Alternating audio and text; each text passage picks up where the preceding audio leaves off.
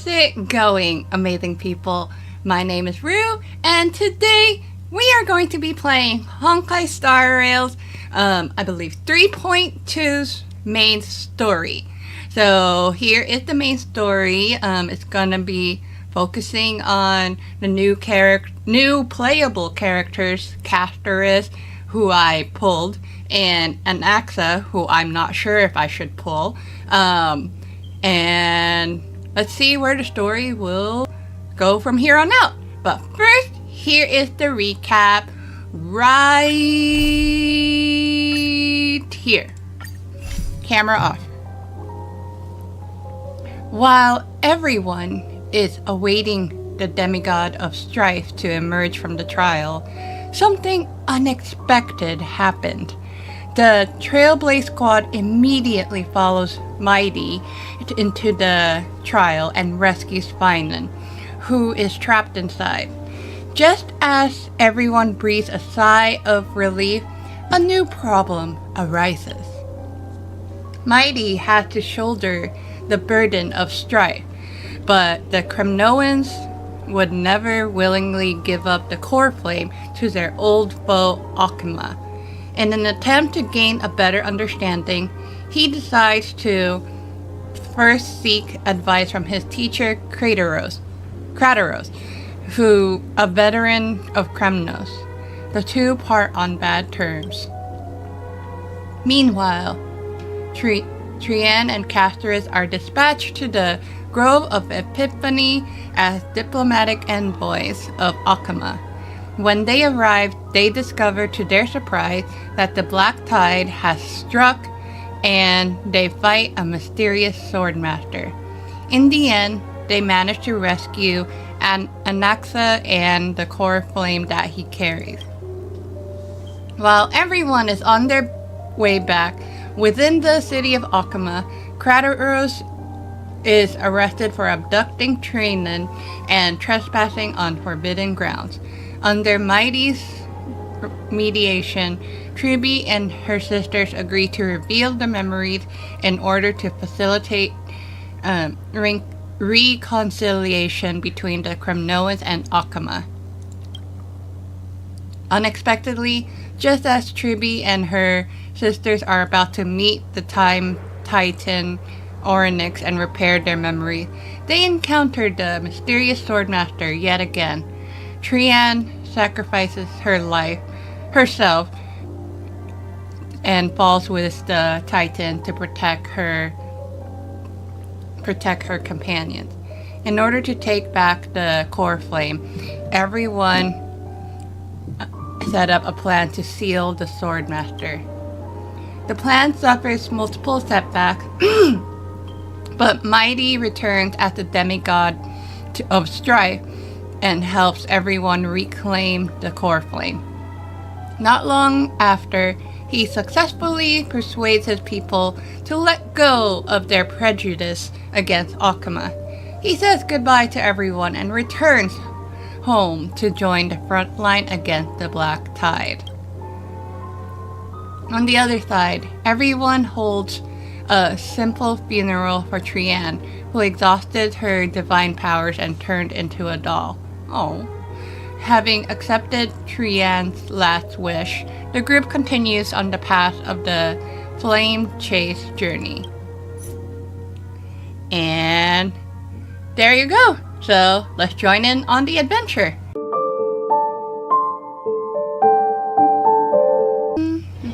This place is rich with the sweet scent of flowers. Oh yeah, if you didn't notice... Can we stay here for a while longer? That almost sounds like Firefly. If you haven't noticed, I changed up my team. Aw, cute. I don't know if I built up Castoris that well, or even my support characters, but I'm gonna just let it be. Hopefully the story won't be too hard for me to maintain this team. We'll see. Tribio's memory has unveiled the very first prophecy. All shall bid farewell to one, and that person alone will witness the miracle. Such is the will of fate. Only one shall live till the end, and they alone will witness Era Nova. If I take on Orynyx Time Titan's trial, will the prophecy come to pass for me as well? Regardless, I must give Aglaya an answer. Some time ago. Ah, it's you, Cass. I finished the anthology of poems you lent me. Here it is. I thought you'd be too preoccupied to find time for reading.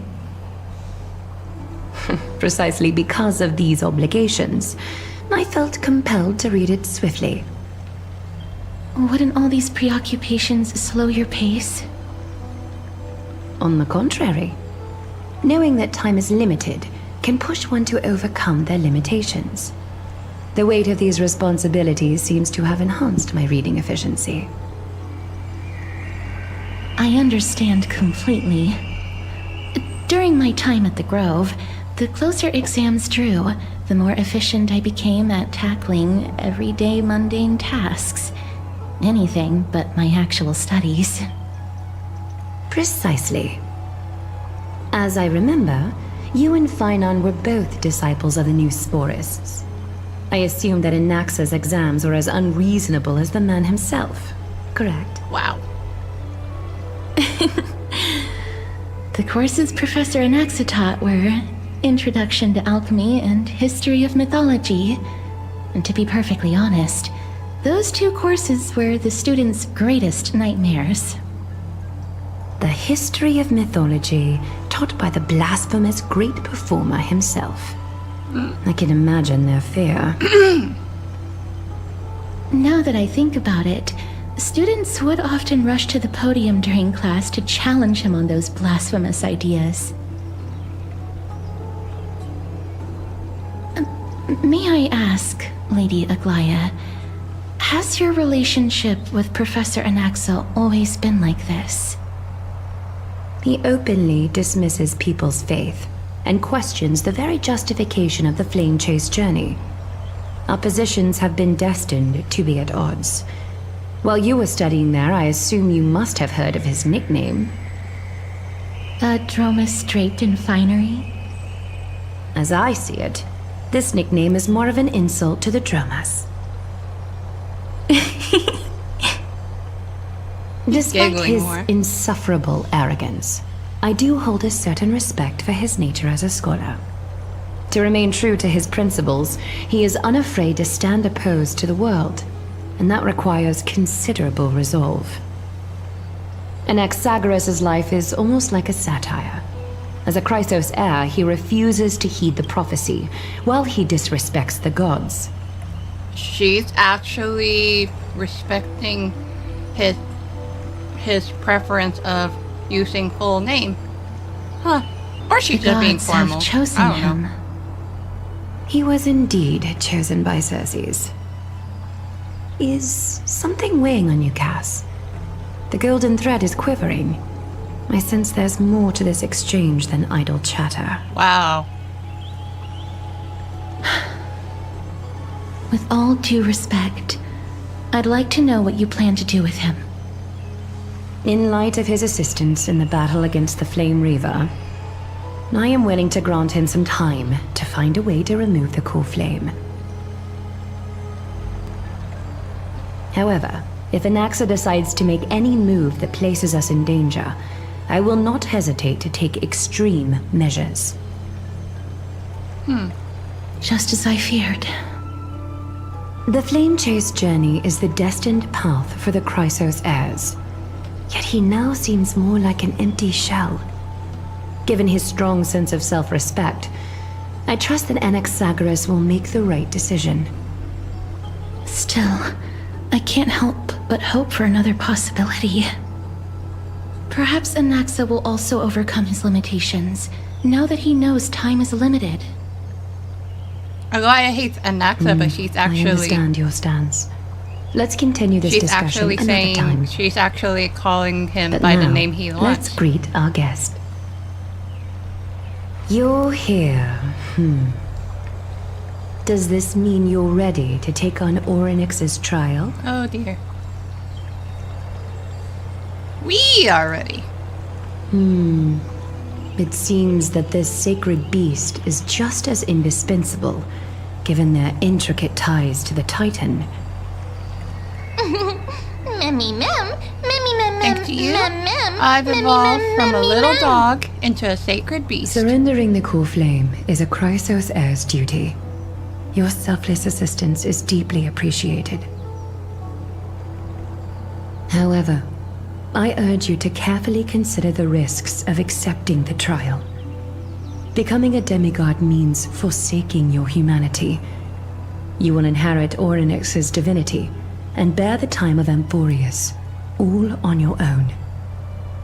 From that point onward, your fate will be forever intertwined with ours, never to be separated again, until the end of Genesis. Are you trying to talk to me out? Are you trying to talk me out of it? Is there a plan B? It's exceedingly rare to find a capable Chrysos heir. If this path proves unattainable, I am willing to lower my expectations. There are still many priests of Yanissopolis and their descendants in the city.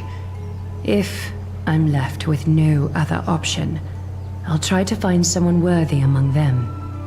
I think if I do not descend into chaos, who will? Mem worry. Memmy, memmy, With mem. me by your Memmy, side, mem, mem, mem. even Memmy, if mem, things mem, go south, mem. you'll be heading straight to heaven. Mem, memmy, mem. Mem, memmy, We've mem, come mem, so mem. far, Hero. And everyone is counting on you to be Memmy, the... mem, mem. At Mem, the for mem, the mem, trial, mem. you have nothing to fear. Memmy, The mem, Time mem, Titan mem, may mem. be willful Mem, at mem, times, mem, but they mem. never caused us any harm. Mem, memmy, mem, mem, Myth mem, mem, has mem. it that the Mem, Orynyx mem. opposes Mem, mortals, mem, but to me, mem, mem. they just seem a bit timid, like a child. It looks like you know that Titan rather well. Memmy, mem, mem. Oddly enough, I don't Memmy, remember mem, ever mem, meeting mem. them, Mem, but the mem, moment I mem, saw mem. Rue, Mem, Orynyx mem, mem, memory mem, were already mem, in my mem, head. mem. Memories that exist outside of your own experiences. I can't explain why, but I can vouch for Mem's words. When I was in the abyss, I heard the Titan's groans, full of pain and grievances, yet without any ill will. Do I even have a say in this? Please, Memmy, Please, Mem. trust me Memmy, on Memmy, this. Mem. At the very Memmy, least, can you Memmy, speak Mem, with Mem. them in person? I I get the feeling that if we don't meet, Orynyx will be missing out on something huge. Wow, that's a good timing. What? I didn't expect to say that at the same time as Mem. When they are actually saying it. I trust you to make the right call. Since you've made your decision, go back to the bath chamber and get some rest. Trinen will call for you when the ceremony is ready. Okay. It is difficult for me, as the guide, to absolve myself from blame for things to have progressed to this point. Time and again, you have risen to the occasion for Akima. Nearly rewarding you with some honeydew is no longer able to express the extent of our gratitude. When the dust settles, I hope that we'll have the chance to have a long chat regarding your return journey and the curse of the sky. It's about time that we lift the taboo and discuss things openly.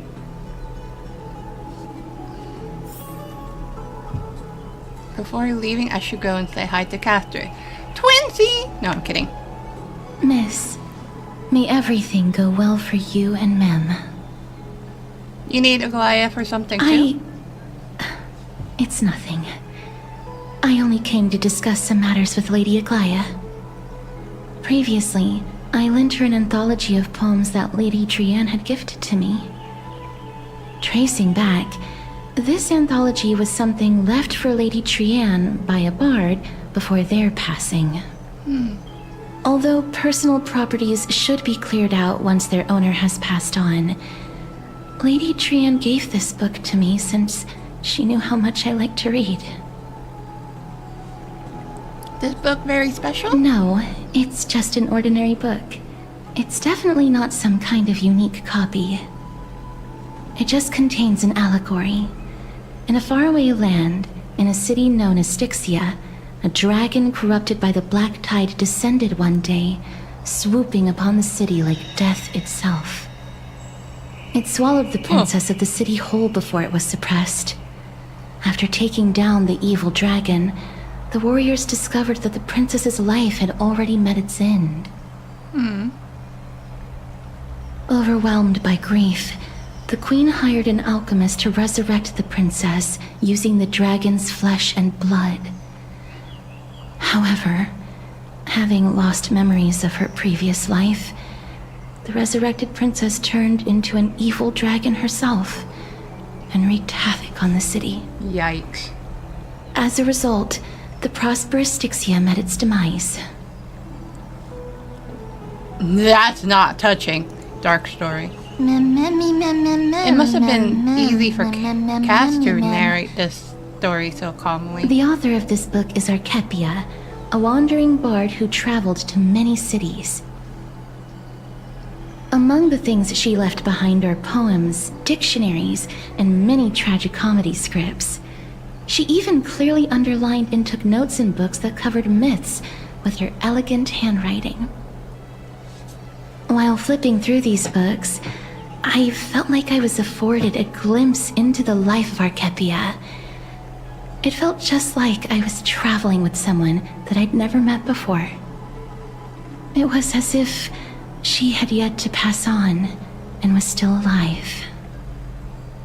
No one goes through life without leaving their mark behind. She probably did not think much of it while she was writing. This one. That's right. Writing, drawing, and taking photographs. It seems like human nature to try and leave records of things. Yeah. Speaking of taking photographs, when I was helping you to take the photo previously, I did not look through the photos in your photo stone out of courtesy. But I'm also very curious about the story of the Rosy Celestial Maiden. Despite having visited many cities in Amphorius, I still understand nothing about the world beyond the sky. If there is an opportunity... After a bit more, and after seeing the actual, twin sister, I don't think it's March. But who knows? There's always a twist. Forget it. Let's talk about this in the future. For now, I only hope that you'll be able to complete the trial safely and obtain Orynyx's blessing. I don't think there's anything else to do here. Time to go back to Dan Heng. Okay. Nice. Oh, fine then. Hello. Hey, I wanted to get the thing. That's right. Citizen Assembly. Partner, you're back, just in time. This is something that the both of you should probably know. I thought treasure, sorry.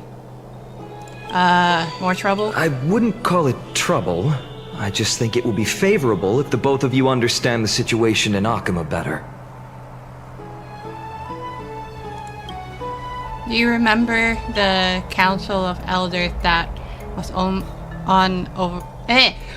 our heels previously? It seems like they made their move. Some background information for you. The Council of Elders is an authoritative body in Amphorius, made up of different city representatives. They hold legislative power over the Holy City, and are in charge of presiding over the Citizens' Assembly held once every few years. This is the most important social event of Akama. It is highly influential, and can even affect what happens to the Flame Chase journey.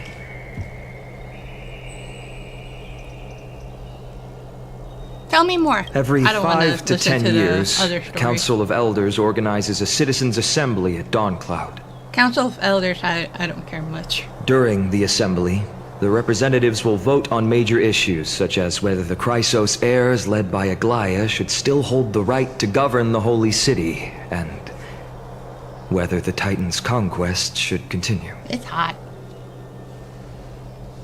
Sounds like some sort of system to balance the heroes and the mortals. That is correct.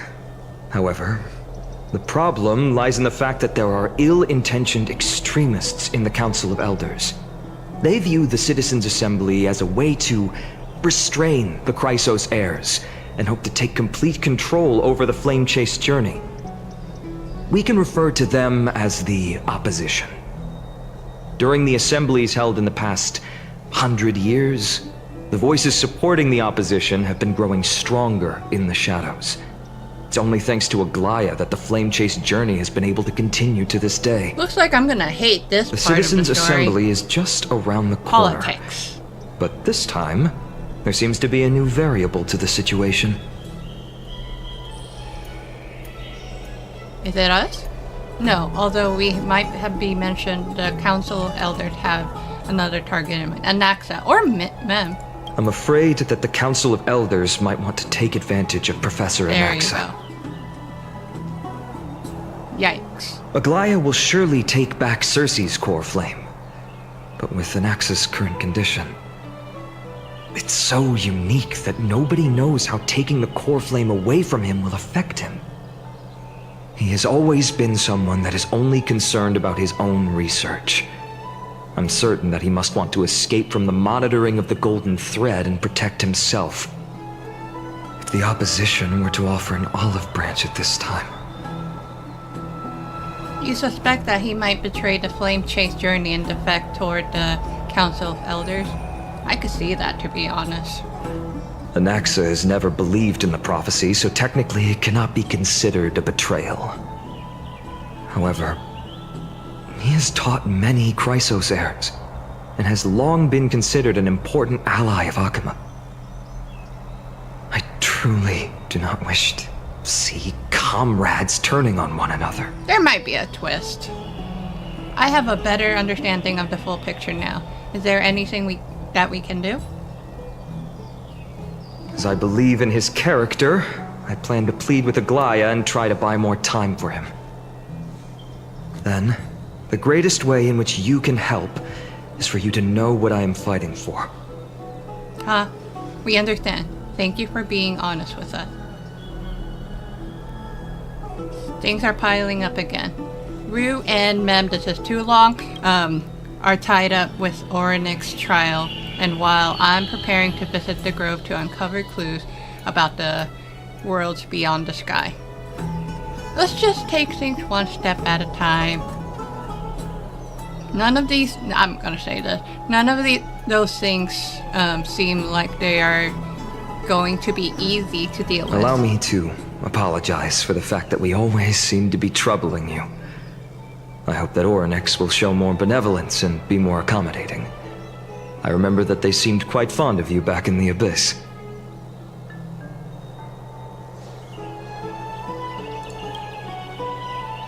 Go and rest and regain your strength. We'll meet at the Vortex in a few days. Oh, right. You can read this scroll if you want to find out more about the Council of Elders and the Citizens' Assembly.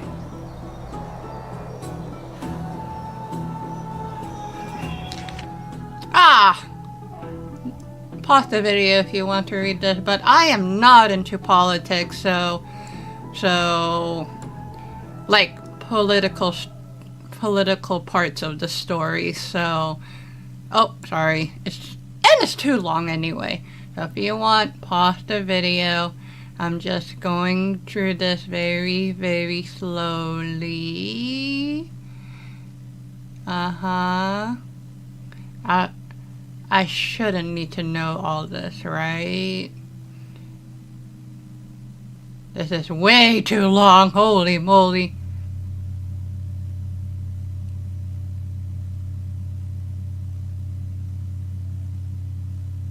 There you go. That's it. Rest up and prepare for the trial. Hold on, treasure. That's what I've been like saying. Where did I put treasure? There, this one. You mother freaker. Good thing the cutscene happened then, huh? Yeah. Ooh, there's people there.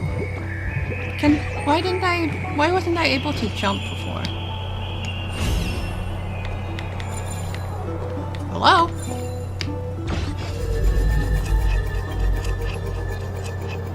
Oryx.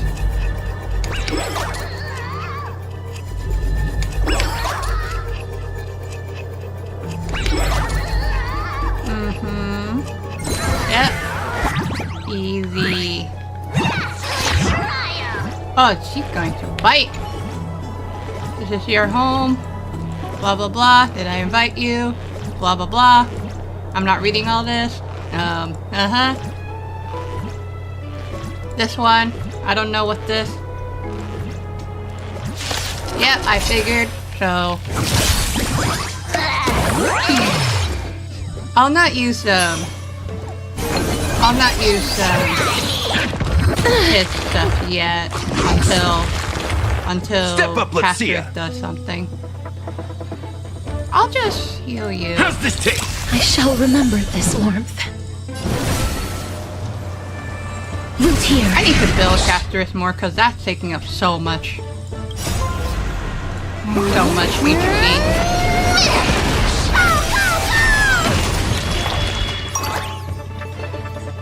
Delivering warmth!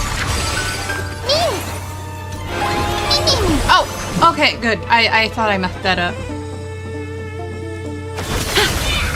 Oh, that was close.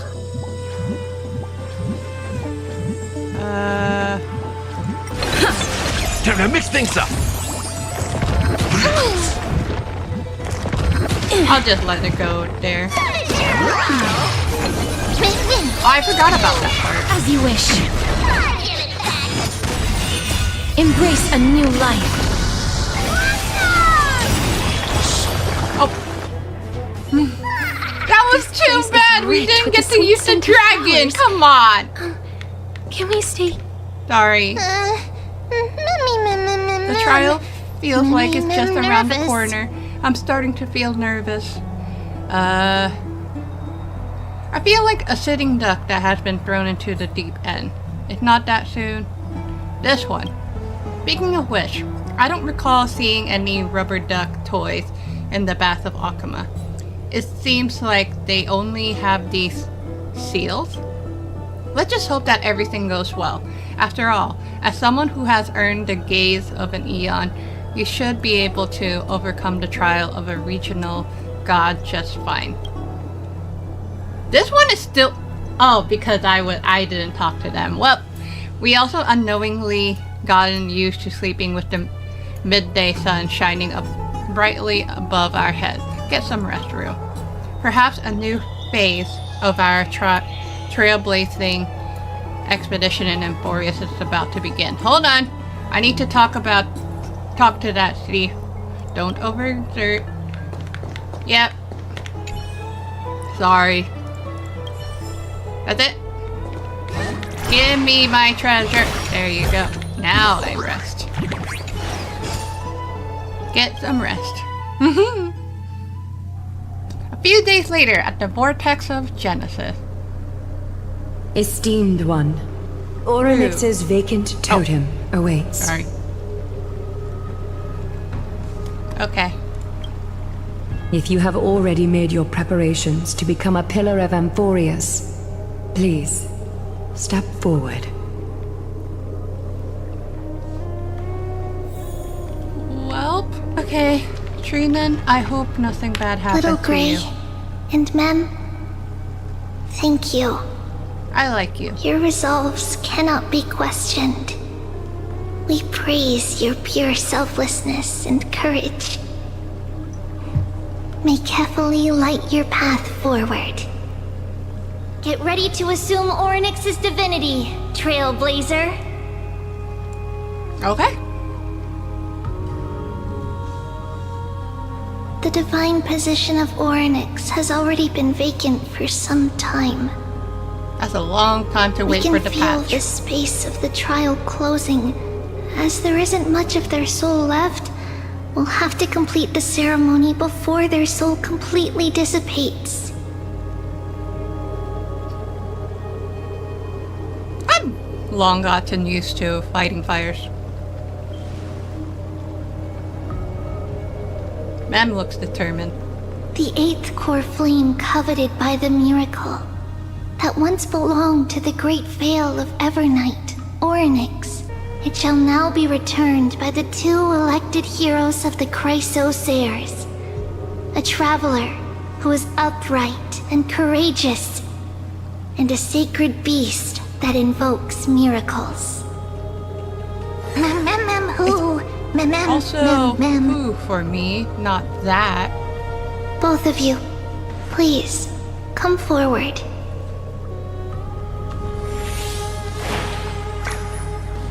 Recite along with us. Okay. O Majesty of the 12 Titans, Never mind. pillars of the world, we seek your divinity to mend the rifts of the world. It's Fill annoying our with Mem bodies with talking. blood of gold, till we wither in willing service to the prophecy. I don't think I have gold blood. These are just words meant to make the prayer seem more solemn. Please, focus. Trailblazer. And surrender the core flame.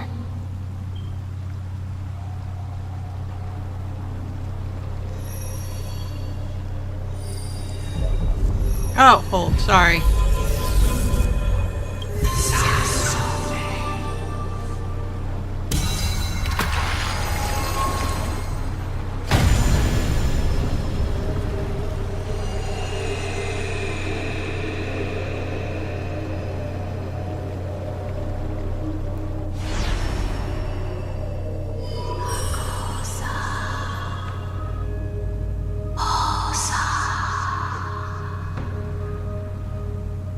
Orynyx. Their soul has been waiting for a long time. Perhaps they're also quietly waiting for the arrival of their successor. Wait for my return, my friends. I love all of you. Peace.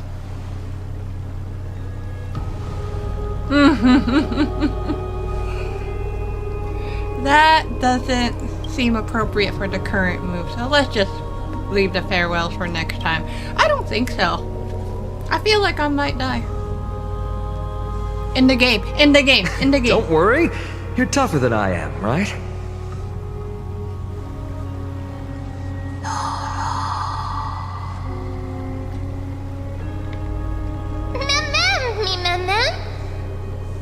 Let's go, Rue. Now I feel like I'm playing Genshin Impact because I have an annoying companion. Traveler from beyond the sky, let us pray that the Titan acknowledges your worthiness. Although she loves cracking jokes at inopportune times, her determination is as strong as the Chrysosairs. She will definitely succeed. Okay. Thanks for having so much While faith she's in me. away, I would like to have a chat with you, Aglaya.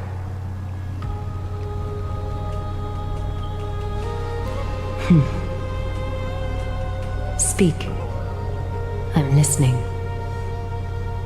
Wow.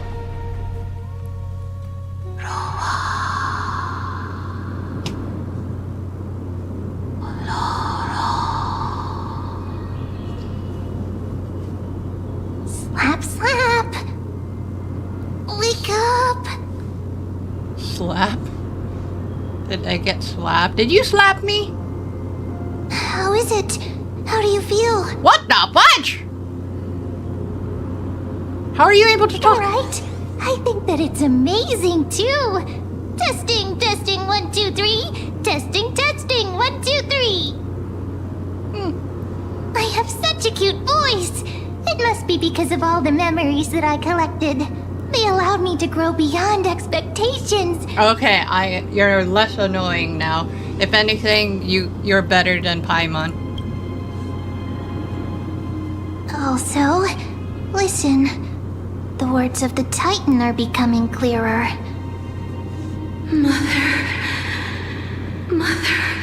She sounds pretty. Oh. Have I finally reached the end? Are the years of isolation coming to an end? Onyx. Oh, how heartbreaking. Ever since the figure draped in the black cloak robbed them of their core flame, they have been relegated to waiting in isolation in such a confined space. We are going to help alleviate their pain, right? Yeah. Memories broken. Mother, where? Oh. Mother? Who are they calling out for? Give me this one before cutscene starts, please. Thank you.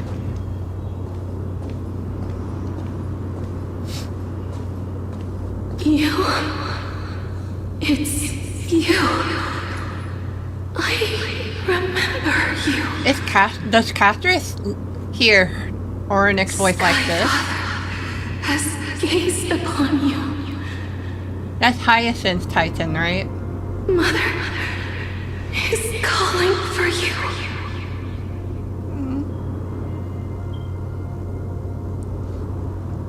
Does Sky Father refer to Foley? Hey, what? The Titan's words are indistinct. Each syllable emerged from the mist seemed to be cloaked in frost, symbolizing memory. Sky Father Oh! has chosen you. Oh, was it somewhat a different Titan? Who is your mother?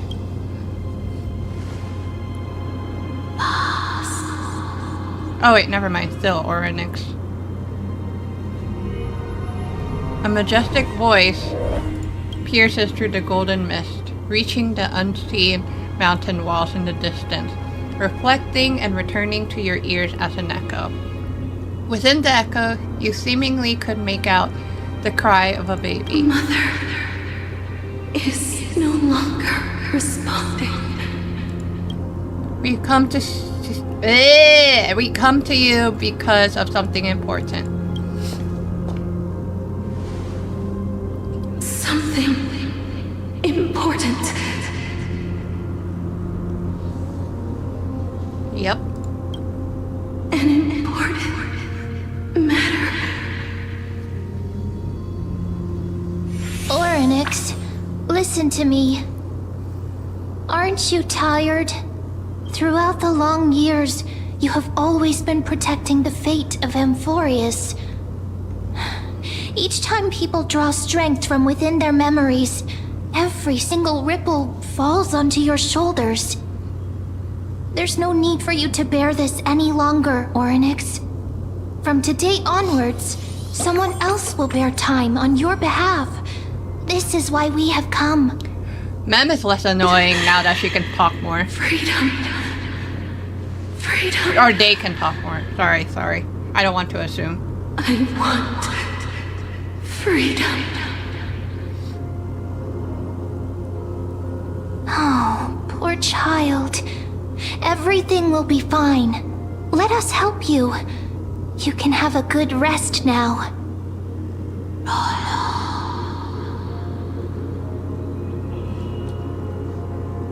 Nah, let's be respectful. Leave it to us, Big Titan. Bleh. Wrong. You have potential, strength, willpower, powerful, and tenacious. We have something bad though too, huh? Yep. You lack something. It wouldn't be a story if we don't lack something. Just one thing. Of course it's always one thing. What is it? Lacking something. What is it? Exactly. Come on.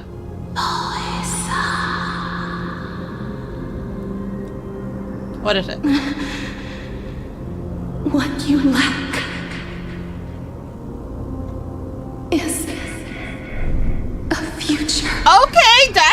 dark. I live in the moment. Future? Traveler from the sky. You should have dissipated already. Wait, what? The gaze from the Sky Father. Stabilize your form.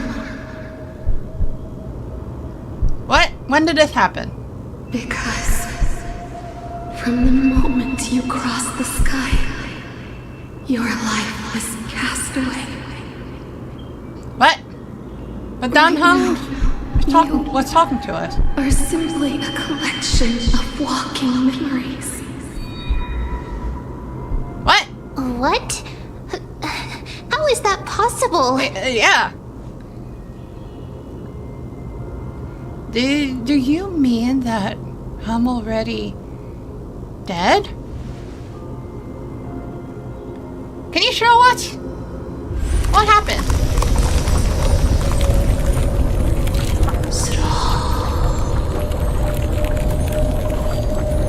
The space is collapsing.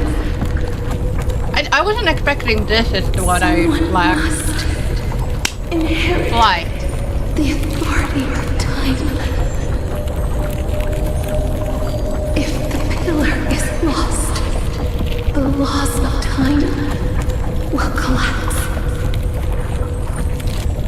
Amphorius will succumb to eternal disorder.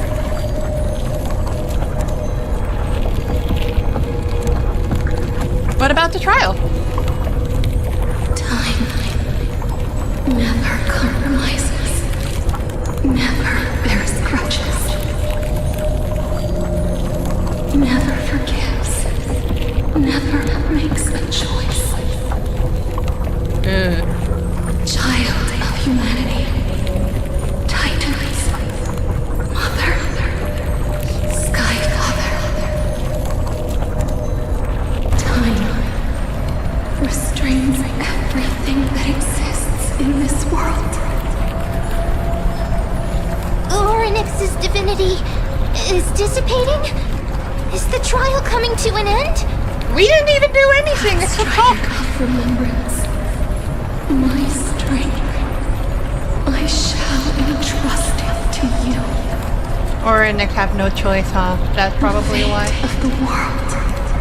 If you wish to save it, Oh, it's go and find your future that has been stolen. oh, are we kind of like Anaxa where we're just Even if that means walking around? you'll have to cheat death. Whoa. You'll have to challenge that. Hand of shadow, clasped with unyielding fingers. Flash warning, I'm sorry. Before the passing of 15 entry hours, go forth and reclaim your future. For the passing of dawn. This is the true trial of time. Wow. And why was that all white? It's usually black. You're finally awake. I missed what the thing he said before. I'll keep it simple. You succeeded. Orynyx has entrusted you with their divinity. Now you're no different from a demigod of Amphorius. However, Ma'am has told me about what happened during the trial. They are still explaining things to the others and told me to bring you back to your room to rest first.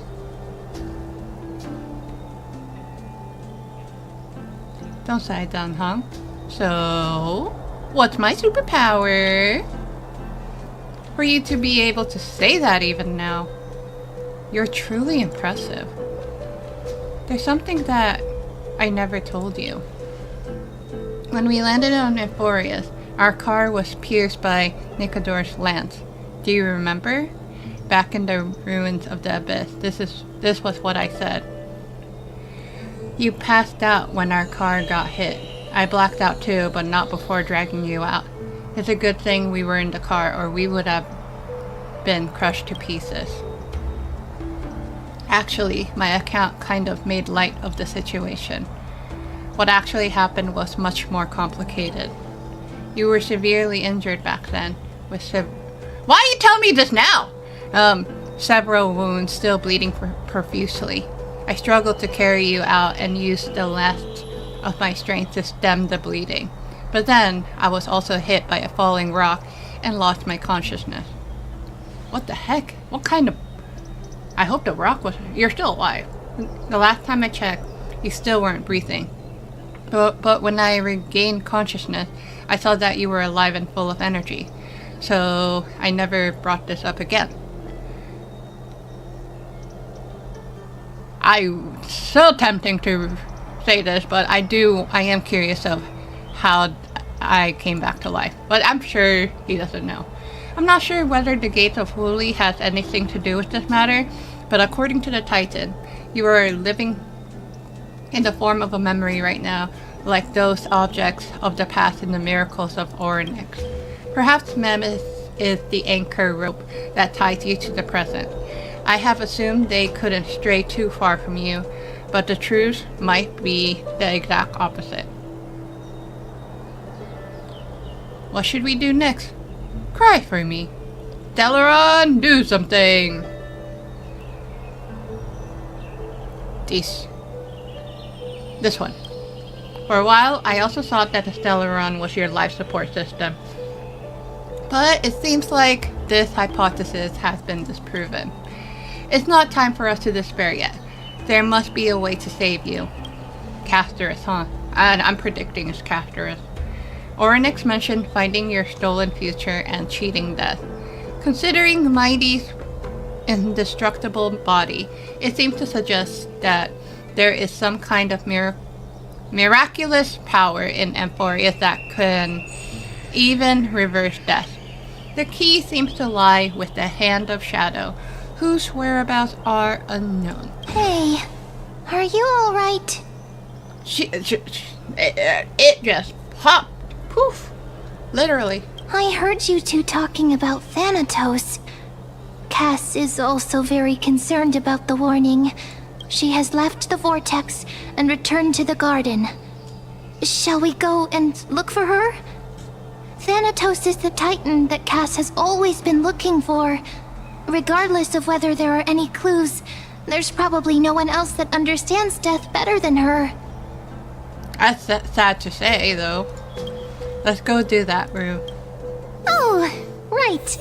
There's something that I have to tell you. The Chrysosairs already know everything that has happened to you.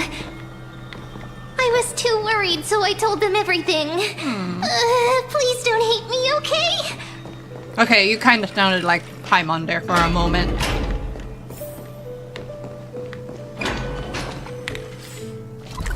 Oh, I thought you were close, but never mind. Alright. Oh.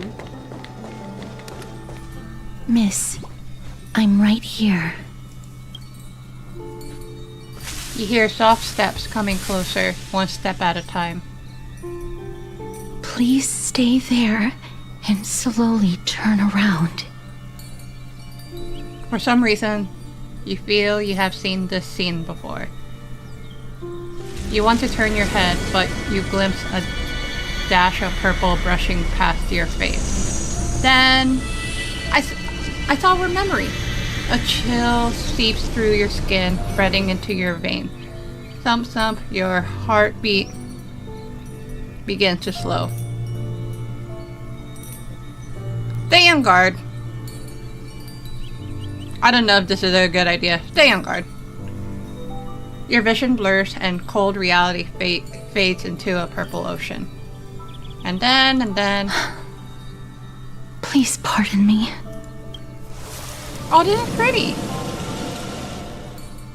A subtle fragrance of unnamed flowers fills your senses. Its sweetness makes you forget the need to breathe.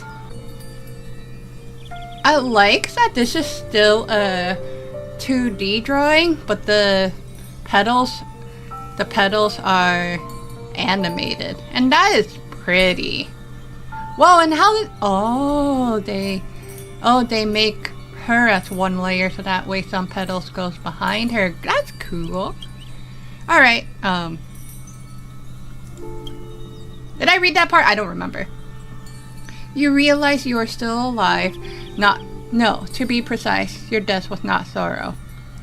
Because we were still affected by Castor's death power thingy, was it?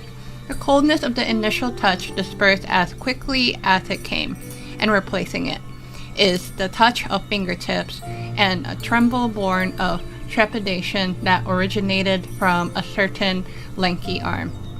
Her quivering finger gently brushed against your cheek, causing a faint tickle. Just as I expected. I cannot feel anything. Oh, she was checking to see about us, huh? Castoreth, you're shaking. Back at the Grove, I was puzzled as to why you were not affected by my Oh, that curse. did explain it. I thought that it might have been the special ability of a traveler from beyond the sky. Never did I expect that this would be the true reason. Sorry. I'm sorry. I should have noticed that something was amiss earlier. No, don't. You're not at fault. Miss, if my abrupt behavior just now offended you, I hope that you can forgive me. Hey. I'm just thinking, if your soul has really left your body, as a mortician, I might be able to trace where it has gone to. Oh, you tried. Cass, did you find anything? My apologies. Not as of yet. Perhaps I have overestimated my capabilities. No. But, miss, would you be willing to let me try again? This time, I'll increase the area of contact slightly. Okay. Perhaps the result might be different this time. No harm. I have never touched the living in this way before. If my actions are in any way disrespectful, I hope that you can forgive me. Oh, she has sadder face now. Castoreth once again places her palm on her face. Her shivers calm somewhat this time. You scared me. Did you discover something? I seem to have caught a glimpse of something. Your soul is currently roaming someplace and cannot find a way to escape. But perhaps it might not be a bad thing. If your soul is still wandering around, it means that we still have time. We have a chance to find it before the fingers of Thanatos sweep everything away. Clues. Just a few more. I need more guidance. Yeah, sure. The connection has been severed. With my strength, I'm not able to trace it. Hey, what? It was me. Who severed I was a it? little too hasty. Don't worry, miss. Although we currently have no leads, I will do my best to search for the whereabouts of Thanatos, bring back their core flame, and personally return to you the life that you have lost too soon. I know that I'm lacking in confidence, but I hope that you can keep this promise of mine in mind. Before I manage to deliver on this promise, please do your best to hang on. Amphorius needs you. I'll do my best. Lady Aglaia and Lord Finon are currently discussing some matters in the paths. They're worried about you too. If possible, please go there and let them know that you're well. Although, I don't actually know whether your current situation can be described as well. Also, What did I do? please accept this Styxian fable. Reading can help one to focus and relax. I hope that reading this can help tide you through this difficult period. More species are Discuss your next step with Aglaya and the others. Okay, Aglaya! They're here. Hi! Partner! Hyacinth said you Oh yeah, definitely that's wake right. up. I forgot. How do you feel? So, the entire world knows. I beg you, please forgive me. Oh, yeah. You've completed the trial of time. And I have to admit that the process went better than I expected. Even in the end, that Titan's heart still showed a soft spot for humankind. However, I never expected that. Two people who have cheated death would appear in Akima at the same time. Anaxa, right? That's what we have been talking about. Mighty has been in Akima for such a long time, but has no one thought to study his indestructible body? If there were even any minor breakthroughs, we wouldn't be as clueless as we are right now. Many have had this idea, but so far, there have been no results. If it were successful, Thanatos wouldn't have disappeared without a trace. Nevertheless, now is not the time for us to give up. At the very least, we can still see a glimmer of hope. Cypher. If anyone in this world knows the whereabouts of death, it would be her. New character! I'll try and get her to return to Akima, but do be prepared for a less than ideal outcome. Please understand that throughout the history of Amphorius, no one has ever managed to escape the clutches of death. At the end of time, Thanatos silently awaits all. This supposed to be comforting. Don't take it to heart, partner. After all, you've already created countless miracles along the way, right? Sure. But before that, just... What's wrong, Aglaya? Omens always come in pairs. A tiny air current will eventually brew into a storm that tears the sky apart. It's Anaxagoras. He has initiated contact with the Council of Elders. Oh! In the end, it has still come down to this. I earnestly hope that your assessment of him is accurate, Finan. Otherwise, the efforts of my teacher and I over the past millennium might be reduced to dust because of that great performer. Yikes. Oh.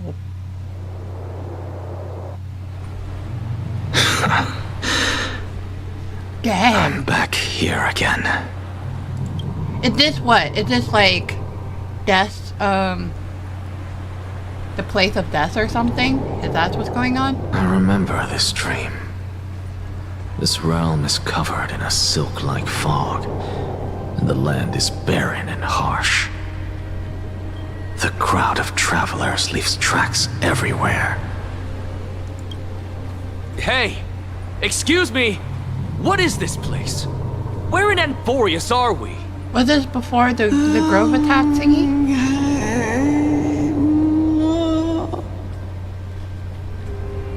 The mutters of the creepy. traveler are in a language I'm unable to comprehend. Or perhaps they're just distracted and ignored my question. Tell me, which Titan reigns over this land? And how do I find them?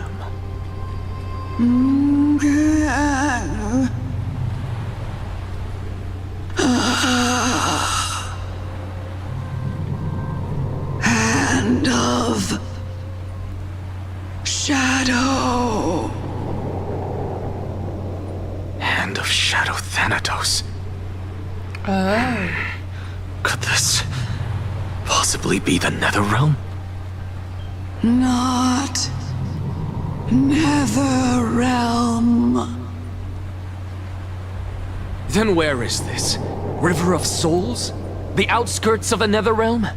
Are you heading downstream toward the Netherrealm? The Netherrealm. Nothing but an illusion. Titan rejects you, me. Listen. What? The traveler lifts their wrinkled fingers and remains silent. I look in the direction they are pointing and listen closely. There. A massive shadow brought the sound of rushing tides. The sound of tides. I can hear it.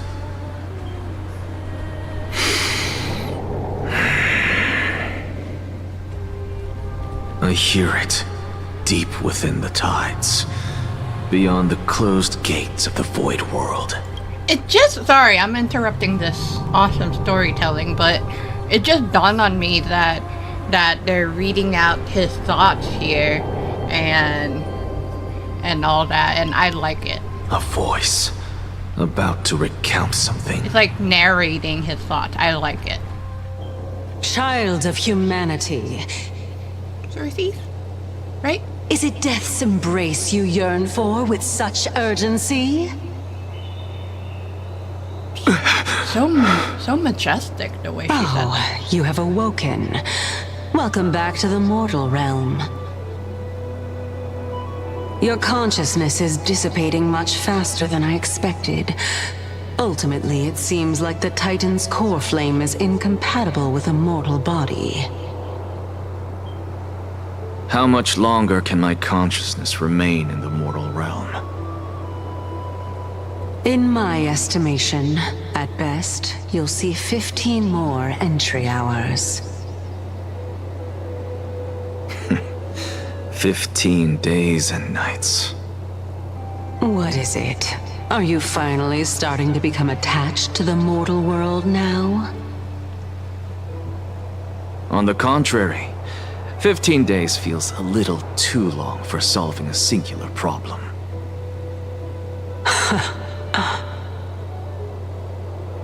Stop giggling.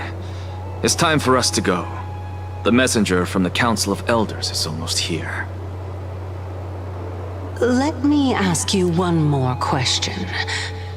Are you really planning to betray Aglaya's will? What betrayal is there to speak of when I was never loyal to her to begin with? What about that white-haired student of yours? Acting so recklessly, do you not care about what might happen to him? Ooh, he actually There will cared. be a price to pay for blind faith. This is also a lesson for Finan. And Naxa actually cared for finding though. You truly are a strict teacher. Oh, Of course. hold on. Let's listen to This is how I've always been. Okay, so there is. Yep, that's what I figured. Ooh. Looks like it's not a bad time for a performance. I did not expect that. I'll go with you. Stop saying weird things! Is that for an accent? What? So this is gonna be my team composition here. I don't know if we're gonna battle, but oh, that's sick. That's awesome.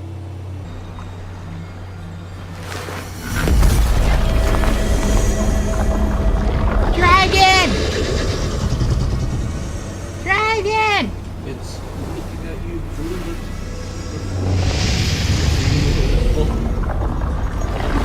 That's so cool! So big, too. Is that the idol? Okay, let's see what's going on here.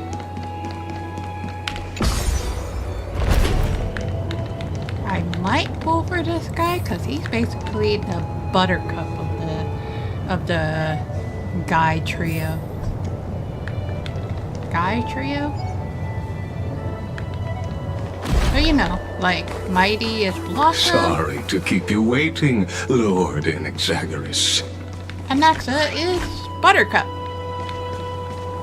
And Finan is It's Bubbles. been a while, Lord Inexagaris. A robot, I think. Oh, sorry. Let's go auto. I Why? greet you on behalf of all the citizens of Akima and express my deepest regret about what happened at the Grove of Epiphany. It's you. I never expected that you would personally come and meet me. By carefully into Lantern above, I have come as a testament to the justice of the Council of Elders. There are Antikytherans here? They have been a rare sight ever since the Chrysos War. I extend to you my utmost respect, revered Titan. I am Lycurgus, though you may call me Lygus, holding an honorary position within the Council of Elders in Akima, and as the Theoros, I stand to protect the right of all upright citizens to express themselves freely. You can see them too? You know about us. We Antikytherans perceive the world through the amplitude and frequency of souls. Just as I am conscious that Lady Aglaya is secretly listening in on our private meeting from afar, if necessary, Lord Inexagaris, I can sever the golden thread to protect your fundamental rights. The demigod should know better, for such is her station. Spare those poor threats, and just let her listen to my words. They shall serve only to unveil her own folly. May I interpret this as you having a countermeasure? I need not any plan, because she can do nothing other than petty espionage. As the Citizens' Assembly approaches, and with Orynyx's fall, any attempt to capture the core flame within me will only usher chaos and calamity. A truth she undoubtedly comprehends. Not until now. While I, Anexagaris, serving as the Grove's special envoy to Akima's Citizens' Assembly, have long known the extent of your abilities. Let's forego the formality of asserting authority, Lord Lygus. Lead the way. Why do you have to laugh like that? Surely Lady Kindness would appreciate Is Kindness such a the old lady certainness that in is an not ally. really kind? Yeah, I know. I know that this is. I interrupted that, but Follow me, if this is gonna please. take the political approach, I'm gonna hate it so much. Is there something on your mind, Lord Inexagaris? Nothing, really. It's just a question that I contemplate every time before I ascend to Dawncloud. For the Titans, does the falling equate to death? A pondering truly deep.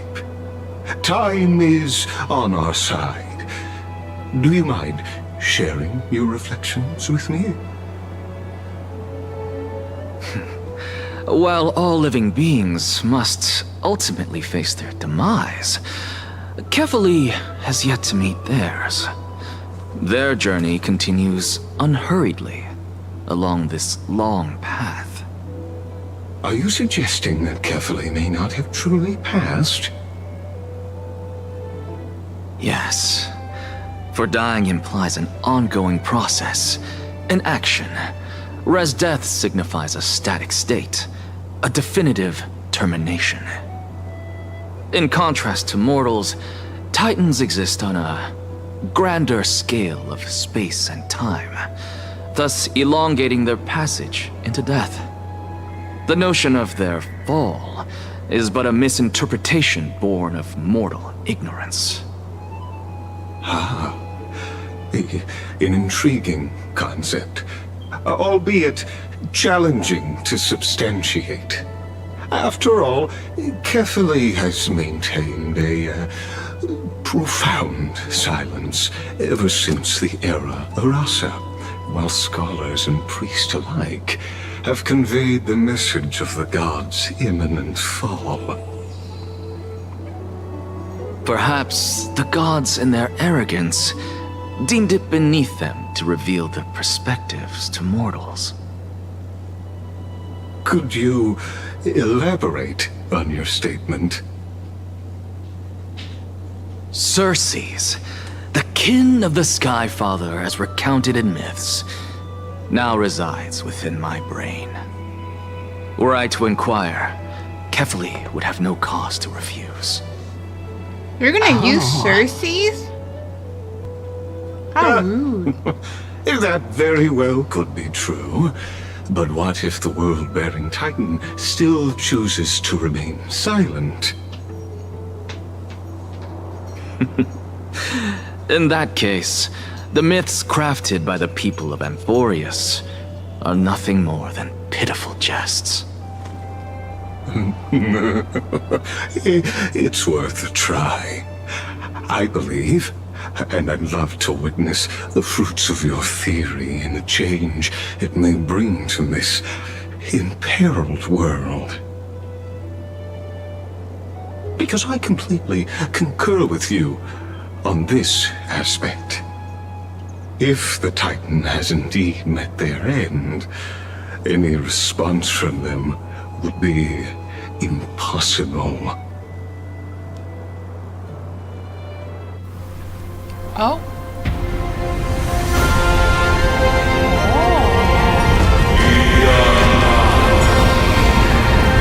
A hand.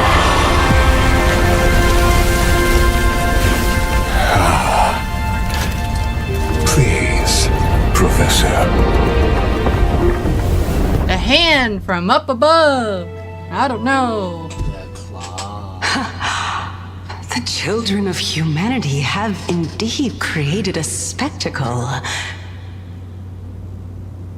Welcome to Dawn Cloud. Oh, we're already The here. atmosphere here carries a greater sense of solemnity than the mundane clamor of the Marmorial Palace, with entry permitted only to the invited. Only Okay. esteemed beings grace this place, and among them I've received priests, scholars, warriors, and now we even have the honor to be in the presence of a Titan. Oh, what a joyous occasion. Man, a robot and the voice acting is still good. Once deemed a blasphemer, now a surrogate for revered divinity. The honor should rightfully be mine, shouldn't it? I'll notify Kindness and the others of your arrival. Kindly wait for a moment. A soldier will be here to guide you shortly. In the meanwhile, you are welcome to explore the vicinity, but kindly remain within the guard's view. Delaying the crucial meeting is something none of us wish to see, I presume. I'm well aware of Kindness's methods. There's no need to emphasize that. E. As you wish. Your cooperation is much appreciated. The face here is all weird here. Alas, I had hoped for a brilliant plan from you, but it turns out you just left one cage to enter another. Save your concerns. I know very well what I'm doing. I shall depart to explore the surroundings then. Now that I look around, I wonder if there are any murals bearing my portrait around here. I'm quite intrigued to see how the children of humanity beyond the Grove perceive another Titan. Off you go. I won't be joining you. This Titan appears to be quite at ease. I should investigate the Council of Elders' recent activities first. Be aware, I can hear you perfectly well from here.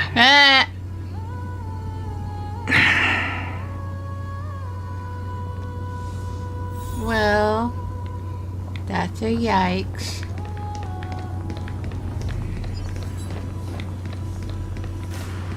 Oh, never mind.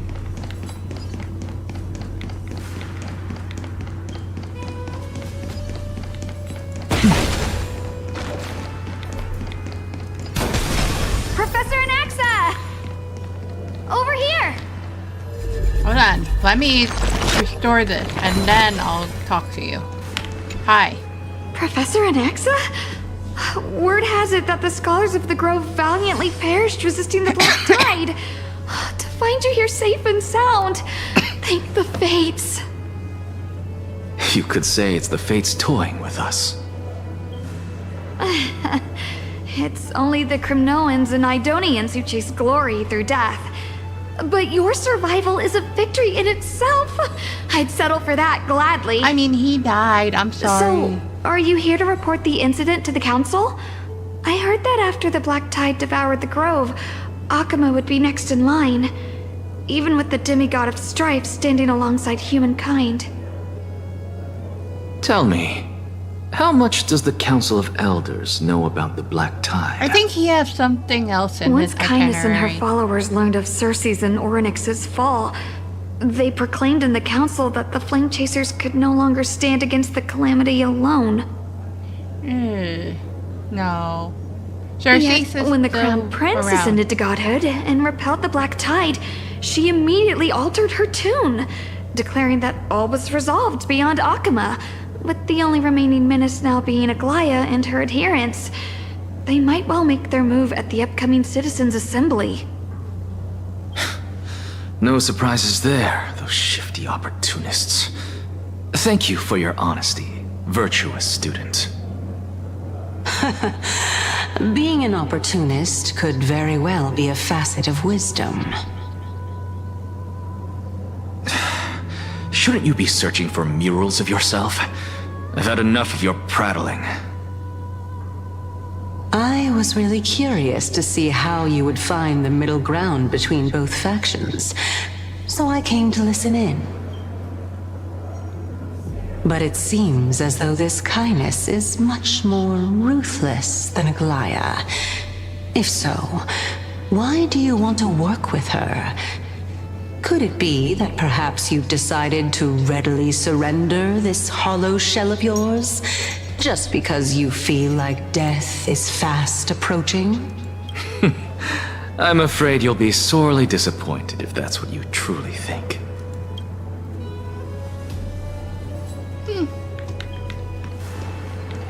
Well then. Treasure! Where am I supposed to go? Who should I... Oh, there you are. Even blasphemous scholars can come here, it seems. Hold on. Looks like my presence here is quite unwelcome. Yep.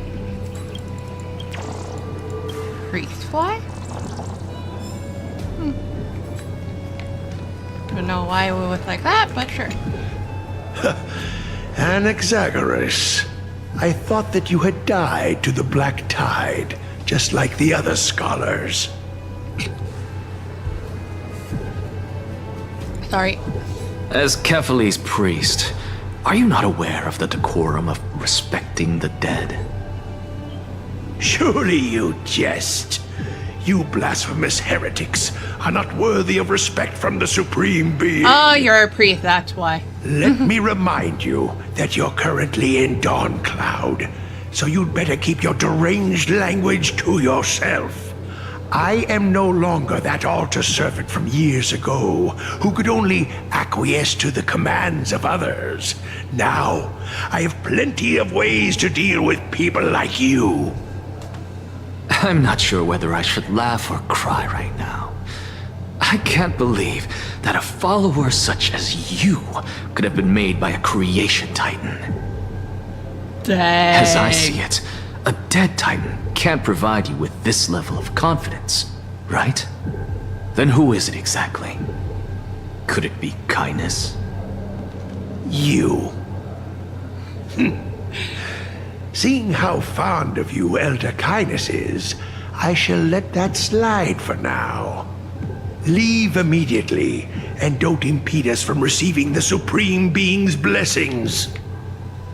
Seeing as we were able to hear of this matter from the mouths of others, it seems that kindness is indeed quite sincere toward us. Perhaps this affair will proceed smoother than I had anticipated. Well, Oh my, what a thrilling confrontation. As expected of one of Kefali's followers. World-bearing titan. Are you praising or insulting him? It does sound Praising like an insult. him, of course. Okay. As a believer of the god of deliverance, it is only natural that he detests evil. Didn't you hear me? I asked you to leave. Go as far away from here as possible. Don't mutter to yourself like some sort of madman and disturb my meditation. I've had enough of this. Could the 15th entry album Bam. arrive any faster?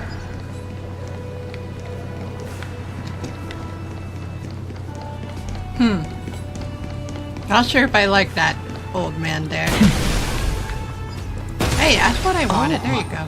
My, could it be that the great tree painted in this mural is Depicting me. Plant, every tendril, no, even every leaf could be the embodiment of Circe's. As a result, mere mortals who did not know what the Titan actually looked like chose to paint them as a giant tree instead. Their wisdom was portrayed as fruit to symbolize how they shared their knowledge equally among the masses. Such exquisiteness indeed. We're so interested this in this. mural is quite abstract. I really can't tell whether you are praising or demeaning yourself. Now I'm quite curious whether the Reason Titan has studied figures of speech before. Of course I find such stylistic devices interesting.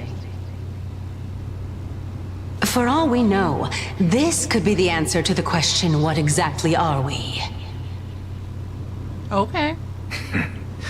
I, for one, am not willing to admit that I could look this ugly. Was this the reason why you failed in your attempt to refine my soul when you were ambushed at the Grove? Oh.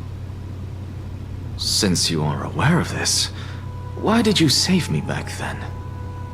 From my perspective, this point alone was enough to separate you from the average person. How do two lunatics coexist in the same brain? Therefore, it seems that your journey to Dawn-Cloud this time is not just to seek protection. What, then, is the intention behind your actions?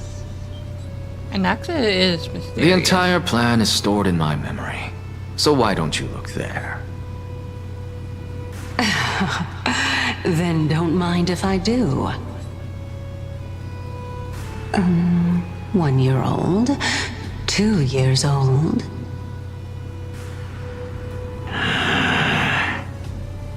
Oh my! Even a member of the preeminent Seven Sages must hug his Droma stall to sleep? How interesting. That's enough. How unusual. Your soul is actually trembling. This must mean that behind this toy hides a secret that nobody knows, right? Since our days are both numbered, I don't mind telling you more about it. Oh, that's right. So Anaxa has a few days left to live, I think. So he's... This is a present that my sister gave to me. It's a doll that was made to look like our family pet. Oh, that's cute. So there are other members in your family, eh? Are they also living in Akama? Don't you just love to pick through my brain? Go on, continue flipping through my memories. It won't take long. You'll discover the answer when you reach the memories of when I was 5. Oh, can we see it? Oh, the black tide is everywhere. I can't bear to look. When I was young, I couldn't accept this outcome either. Georios, Aquila, Kefali, and you, of course. Although I prayed to every titan that I could think of for help, my efforts were ultimately futile. Oh, that's why he doesn't like it anymore.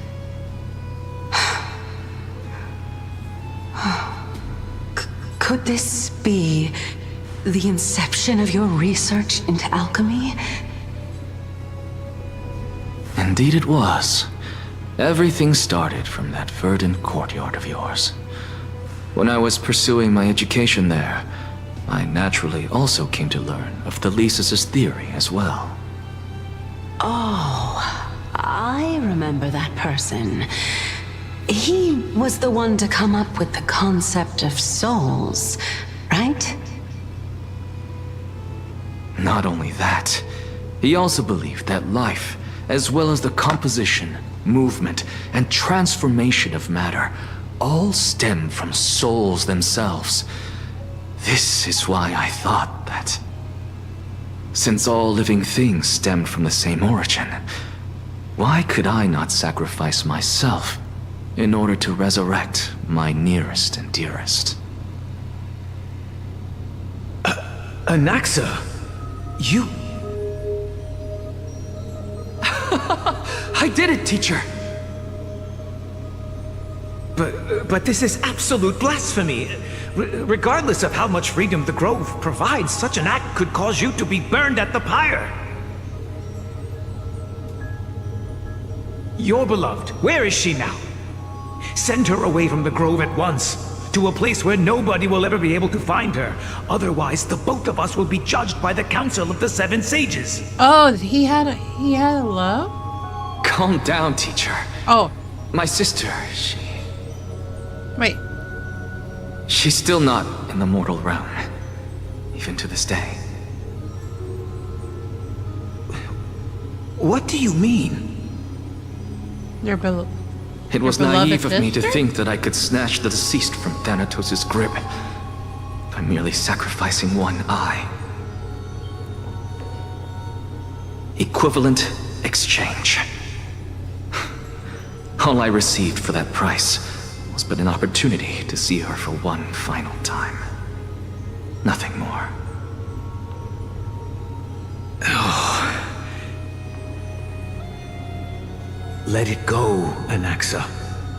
As one of my best students, I cannot watch you go down the wrong path without doing anything to stop it. Never do something taboo ever again. Don't disappoint the deceased, and never harm yourself. If you can do that, this classroom will still be yours, and you'll have a chance to live out your own life.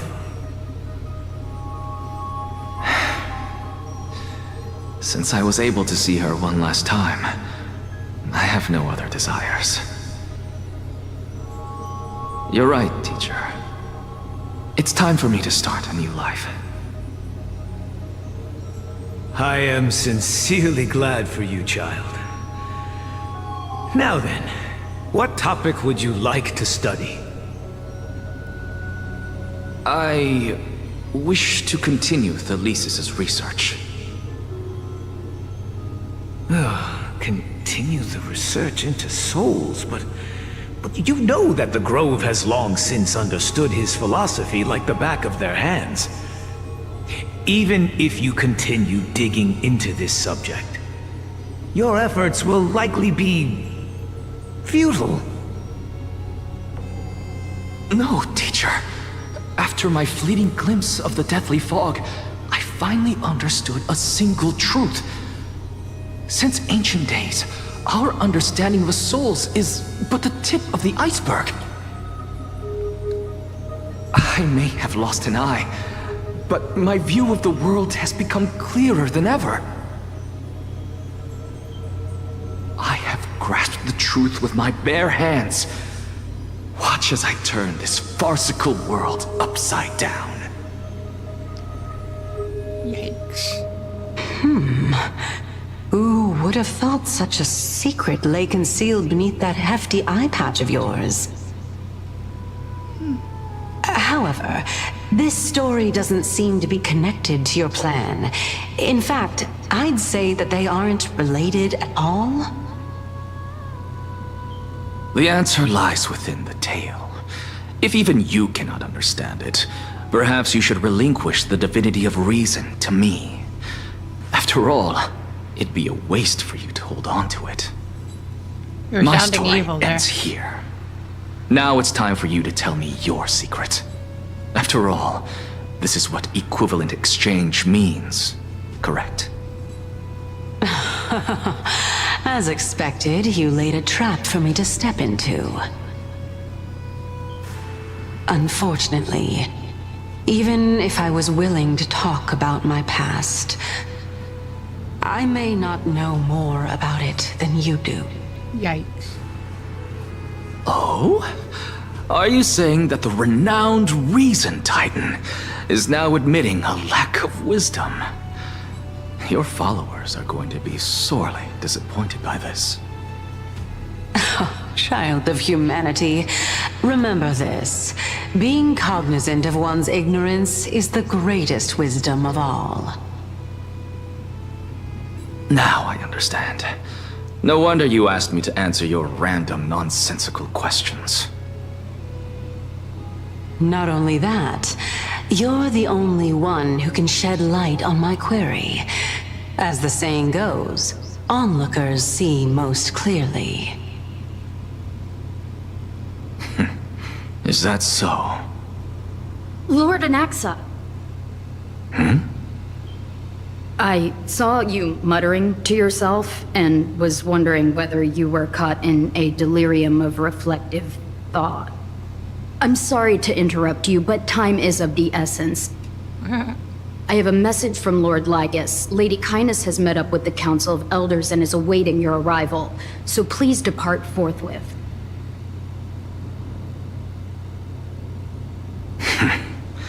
It's finally time.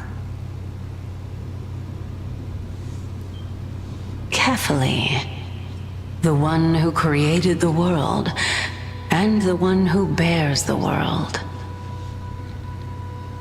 I mean, If you truly have not met your end, how will you answer the challenges of those who defy you? this one is carefully, right? I didn't expect you to agree to Lady Kindness's invitation. What a wonderful turn of events. To tell you the truth, there are many people who hold grudges against that Lady Goldweaver. Isn't that the dromas draped in finery? Avoid his gaze. I don't acquaint myself with blasphemers. Okay. Don't worry. He's too full of pride to pay us any attention. Yeah, I mean, I'm about to head out, so that you're not wrong. A student of Empedocles? I hear that his views run counter to the Venerationists. This is what being a scholar is about. A collision of ideas only occurs when there are differences in beliefs, and it is such collisions that lead to progress. Yet in my... Lord Lygus and Lady Kindness are just ahead. I'll take my leave for now. Okay. I'll come on. All the things here are different.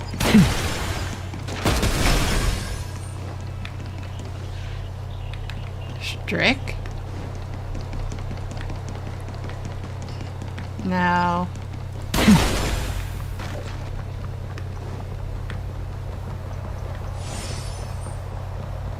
Welcome to the Demigod Council, esteemed. Oh, you! guests. I hate you.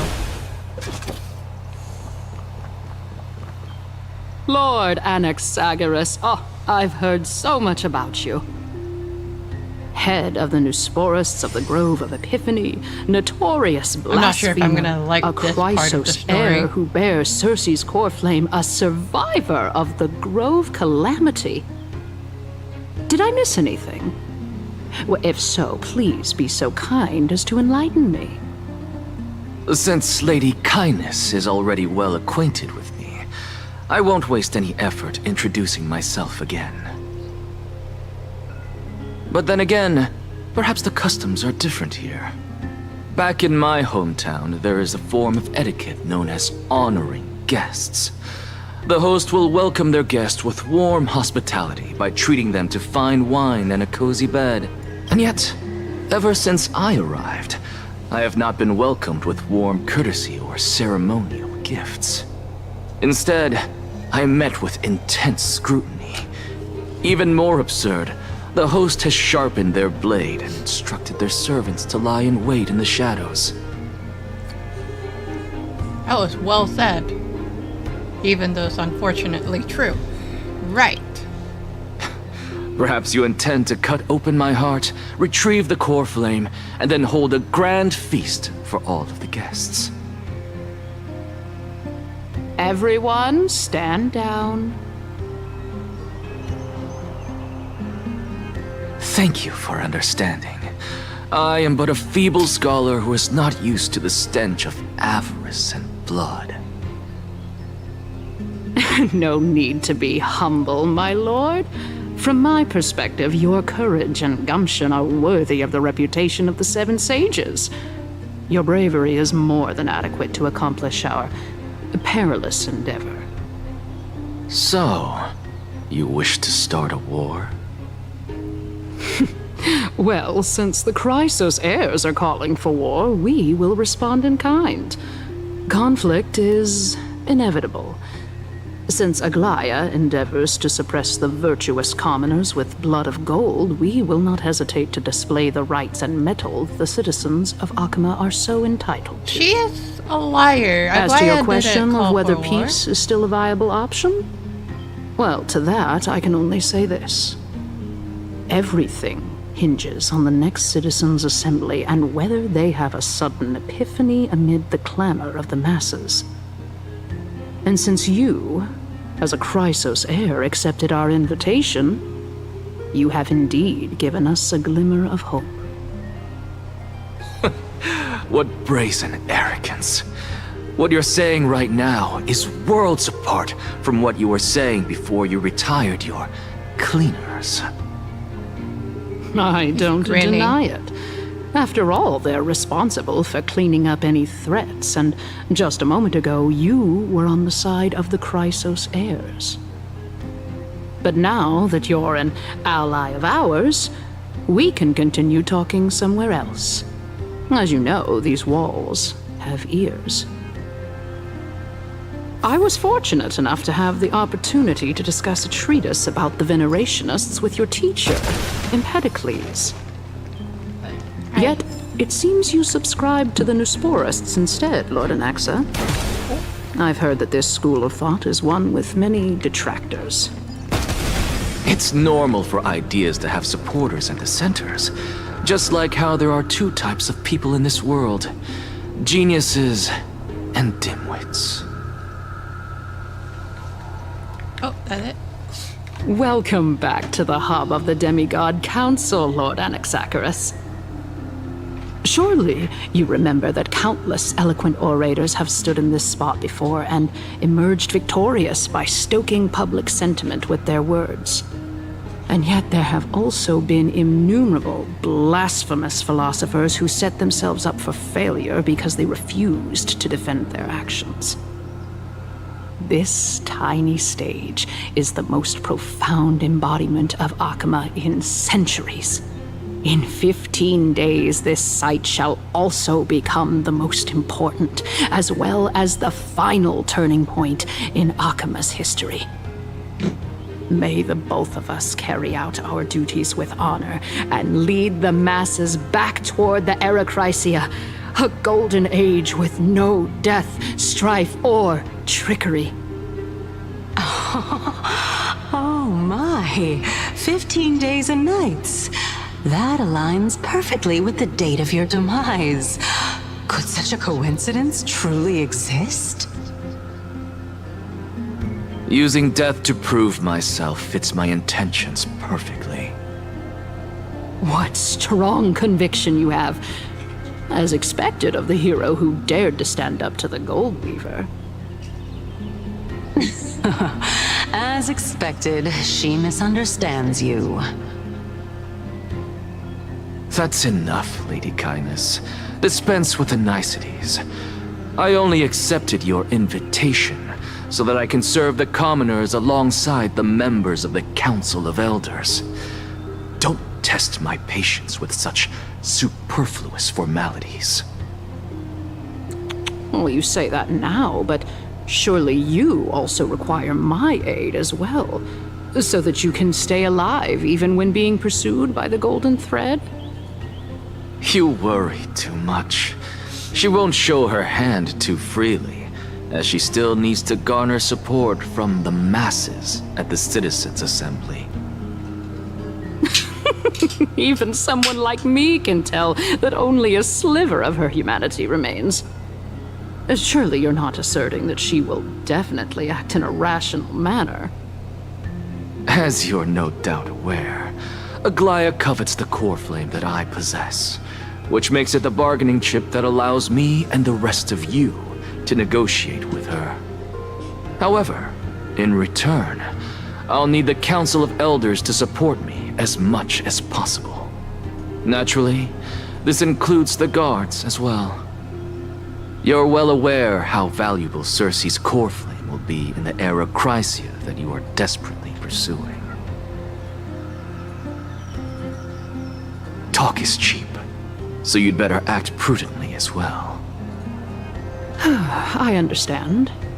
After all, this battle of wits is just a means for each party to acquire what they need. As long as your request is reasonable, the Council of Elders never shortchanges its allies.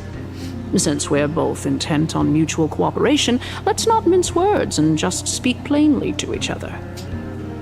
Let us decide how much we can secure for ourselves and how much we're willing to sacrifice, like true philosophers, with our words and wisdom. I bet Anaxa is going to betray her. I bet. Let us decide how much we can... Alright. Continuing from the earlier topic, let us discuss our common enemy, Aglaya. I think there's a hidden agenda with Anaxa right now. That's what I think. She is the second most experienced Chrysos heir across the whole of Akama, who has gradually lost her humanity to the ravages of time and the ablation of the core flame. A formidable opponent. I don't know if I want to listen to all this. Admittedly, there is ample reason for her to take your life. Yet your previous reasoning is quite sound. As a seasoned political animal, it's unclear whether she will actually cross that irreversible boundary. Moreover, she still needs you alive so that the Titan's trial can be completed. Never mind. Is there anyone present who can swear by the sacred vow of Kefali and guarantee that you weren't in league with that woman before coming here? Are you just trying to pull the wool over our eyes and aid her in her savagery? I think that's the case. Prepare to execute me. If Aglaya required a suitably intelligent Chrysos heir, then I'm the best fit for her needs. However, it's quite evident that she has no need for a Chrysos heir who could break free of her control at any time. Since I believe in neither Titans nor the prophecy, there's no way that I would willingly walk on the path that she extols. Given how rigorously she enforces her principles, how would she ever accept a heretic such as me? I understand what you mean. At the very least, the both of us agree that this tyrant who wallows in extravagance and greed is the greatest threat to achieving peace in Akama. Not really. The Council of Elders is willing to defend your right to live, just as we defend every oppressed citizen. I just find that weird. Like, I'm not too much of a fan of Aglaya, but I can tell she is not a tyrant. This one's more of a tyrant. However, I regret to say that sentiments in favor of the Chrysos heirs and Aglaya are only growing in magnitude. The peace that we are aspiring toward, as well as everything that we hold dear, will be destroyed completely. The city will be burned to ashes, and the citizens' blood will be shed. Tell me, what are you willing to do for our esteemed citizens so that they can vanquish the enemies of our fine city?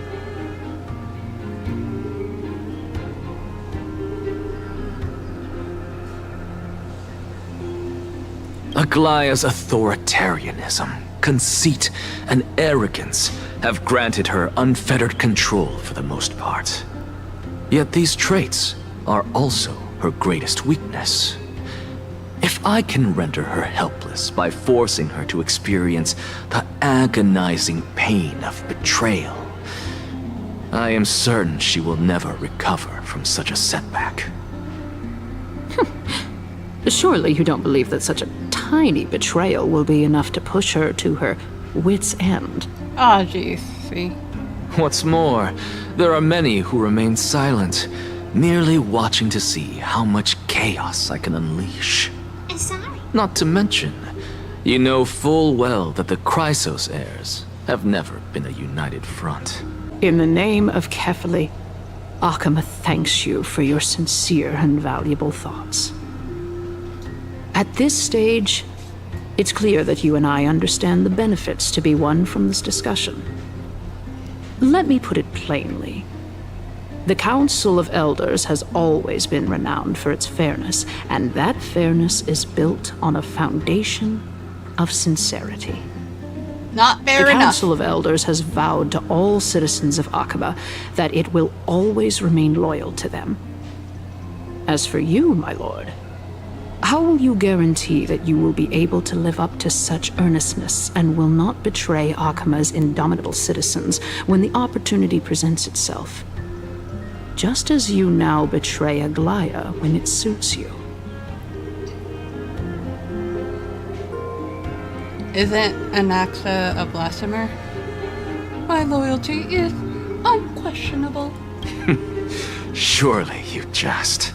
My loyalty does not need to be proven. The fact that the Council of Elders is asking for proof of my loyalty is itself akin to a form of betrayal. I am incredibly honored to have witnessed the both of you bury the hatchet in a civilized manner. However, I am afraid that I must interrupt for a brief moment. As the Theoros, I have observed the following. I am incredibly honored to have witnessed the both of you bury the hatchet in a civilized manner. However, I am afraid that I must interrupt for a brief moment. As the Theoros, I have observed the following. Lady Aglaya, the Goldweaver, is currently on her way to Dawncloud. Oh. Well, I do believe that we might have a slight overabundance of guests today. Feeling dissatisfied, Lady Kindness? Despite the Council of Elders' lofty residence on Dawncloud, it must still tolerate the whims of the Chrysos heirs. So you were holding back just now. Seems like you are better at playing this game than I. In any case, I'm glad that she's arriving here. So tell me, Anaxagoras, now that you're an ally of mine, if Aglaya were to demand that I hand you over, what should I do? You can do as she says. Tell her that the Council of Elders merely wished to chat with me and had no intention of offending her. However, by doing so, the authority of the Council of Elders will be as thin as papyrus that has been soaked in blood. Not only can it be destroyed at the slightest touch, but the Council will also lose possession of a valuable core flame. No, more like 2 core flames. After all, at the next Citizens' Assembly, that young lady who is synonymous with death will also be standing on our side. Huh. Oh? I think there's a plan. How can you be sure of that? There's definitely a plan. Is that of importance to you? All you need to know is that I have a plan. See? Exactly. There's a In plan. my opinion, you should be more worried about the impending threat. If Aglaya can seize me in full view of the masses today, she could also dismiss the entire Council of Elders in one fell swoop tomorrow. If that happens, the discussion that we've just had will turn into an utter joke instead. Is this the outcome that you wish to see, Lady Kindness? Kindness? Fine. She is not kind. I will handle this matter appropriately. But you do best to remember this. Fool the people and karma will be on your tail.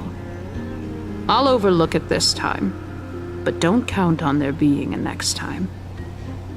Unless, of course, you crave cruel punishment and consider suffering the perfect state to ponder the true nature of souls. I mean, he only has 11 days left. Well, what do you know? That happens to be 11 one days. of my rare talents. We shall see then. Okay, so she doesn't fully trust us. I've got to say that you've managed to really impress me again. But shouldn't you be going after more? Dying to know what I'm after, hmm? I mean, I'm the reason Titan after all. It is in me to ask and seek answers. Easy there. You'll learn the answer soon enough. I didn't bring it up with her purely because she doesn't have the means to give me what I truly want. Lygus is listening. It's as they say, onlookers see most clearly. The true masters of Dawncloud have always been the Theoros, who watches over everything. Well... What? An expected visitor. Welcome once again. You know, you could actually skip all the pointless debate and come straight to me to seek an audience with Kefali. I have no reason to refuse you, do I? You may not, but Kindness has.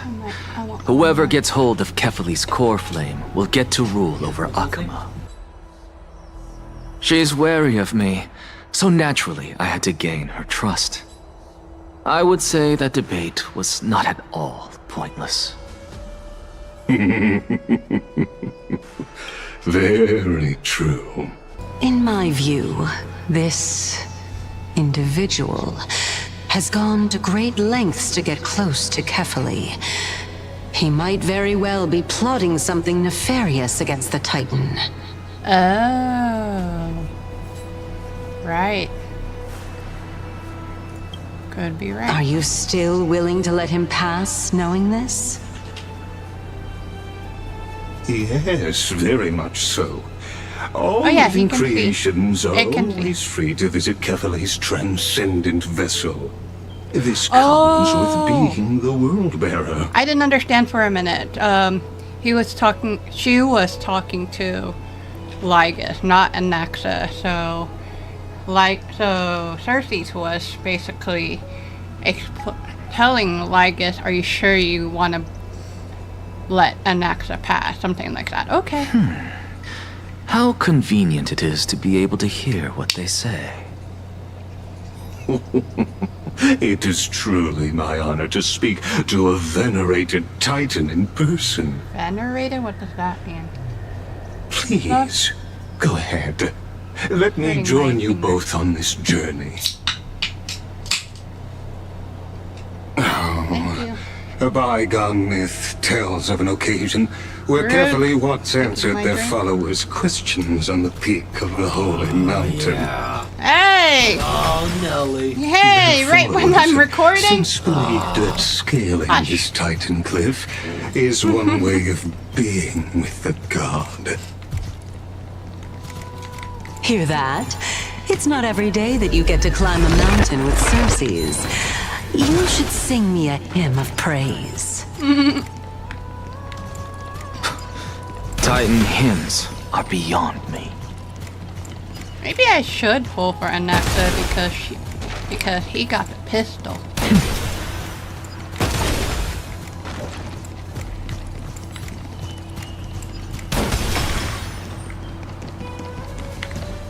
I want to get the treasure chest! Take this Yanis shortcut, and the long pilgrimage stairway will be waiting for you at its end. Okay. I have to admit, I never expected you to not ask me anything. Not even my motive. Because I know very well what it is you are after. As the saying goes, a gentleman helps others achieve their goals. I have a feeling that your theory will be validated at the end of this journey. I believe Kefali will not deprive you of your right to ask your question, especially now that you're on the brink of death. You must be closer to Kefali than anyone else. Wouldn't you agree? I hope things go as you say, then. Putting a child of justice into a farcical world is bound to turn it upside down. It is my hope that you bring a much-needed change to this world which is on the brink of destruction. Yikes. Path of destruction. Just like Firefly. I suppose I can just ignore this. The H treasure. The easiest puzzle ever. Yoink. Trying to finish this. Not really finished. Honestly, this is my first time going up to Dawn Cloud's peak. What a splendid view. Isn't it about time you recognize the magnificence of us Titans? Clarification, I'm definitely not finishing this because it's Honkai Star Rail. The story will be long. Well, I don't see how this place is different from those temples in the city. All they have are magnificent facades. Excuse me. And even though I've come this far, I'm still doubtful about getting useful clues from him. I must be getting ahead of myself to be expecting to hear something nice from you. Wow. Yeah, that's true. Oh? Haven't you been in my head for some time now? It's high time you get used to how I feel about things. High time. No, that's high. All right. We're just a short hike away from Kefali. No time to waste here. Ooh. So the intellectual debate from earlier was too draining for you, huh? If Amphorius gets a new lease on life, you should focus on strengthening your body and stop shirking social interactions. Save your concern. The Titan is in sight. Can you make it? Why? Are you going to carry me up if I were to fall now? I know how far I can go, so just hold your tongue and come along. Fine then. I guess I won't say any more. I'll just wait till your soul dissipates completely to gain control over your body. Wait. Is that... Cersei's? Hey, look at that. Huh? What should I be looking at? Wow, Cersei didn't see that. Am I hallucinating? You are dying. Or do we even get to see souls when we're close to dying? That's what I said. Oh. Hiya! Cool. Hiya! They're dancing! Oh? Why didn't you bring your favorite spear with you on this trip, Nias? Nias. I know I've heard this name somewhere. It's unfortunate. The Black Tide destroyed every last inch of my calyx. How could that be? Even a creation of Georios, from their prized ores and molten fire, couldn't escape the fate of destruction? Hey, Cersei's. Do you know a certain Nias? Nias? No, not that I remember. How did you even think up such a strange name? I just saw him. Nias. A warrior-like figure who was just chatting with you here. No, I have no such memory. Could you be hallucinating?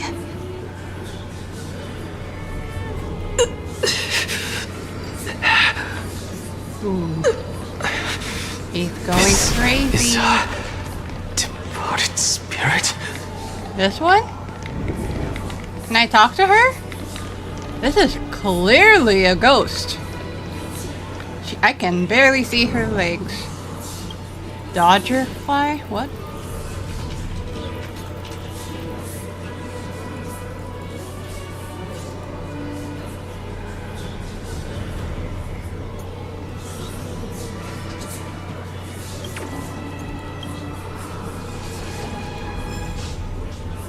Whatever.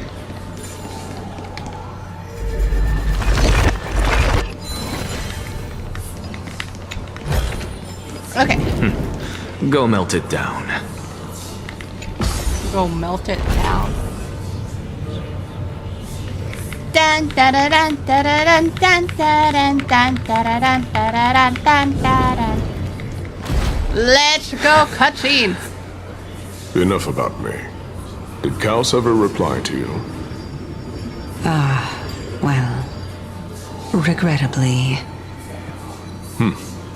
Seems like the price of becoming a demigod is a lot heftier than we thought. Kaos. Demigod. I've never heard of this person. Which Titan's authority did he inherit? Look on the bright side, Nias. Since we've come all this way, I doubt he'd snub his old friends, would he? Let's just hope we mean as much as the world to him. Hey! Are you seeing that same hallucination again? Yes. It's still you and Nias, but you're now talking about a certain Kaos. I'm guessing he's one of your companions? Moo. Kaos? This name sounds just as strange to me. Never mind. I think I know what this is about. If things are as I thought, then they aren't hallucinations, but the souls of people. Souls. What? But if those are the souls of the dead, Then what am I? You might not be Cersei's. Beats me. For all I know, you're just an illusion I conjured up in my dying moments. Let's just keep going.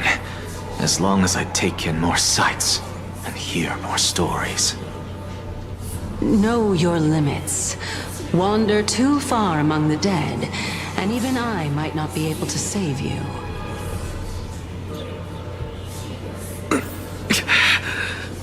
I'm fine.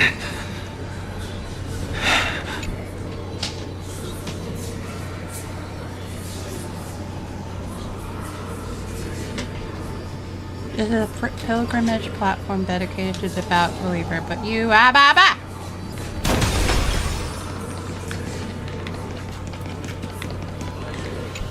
all of these are souls.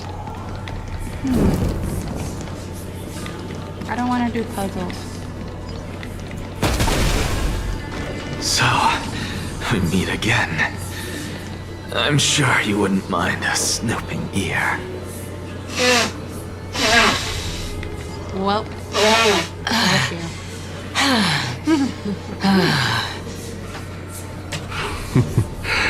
Can you keep going? Of course. I'm just... If I knew we had to climb a mountain, I wouldn't have come along with you. You're floating, though. Don't be like I Paimon. guess this also counts as one aspect of the world-bearing burden. If Amphorius does have a next life, you may want to get your body in shape.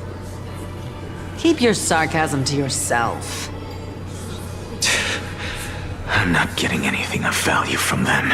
Oh, that I agree.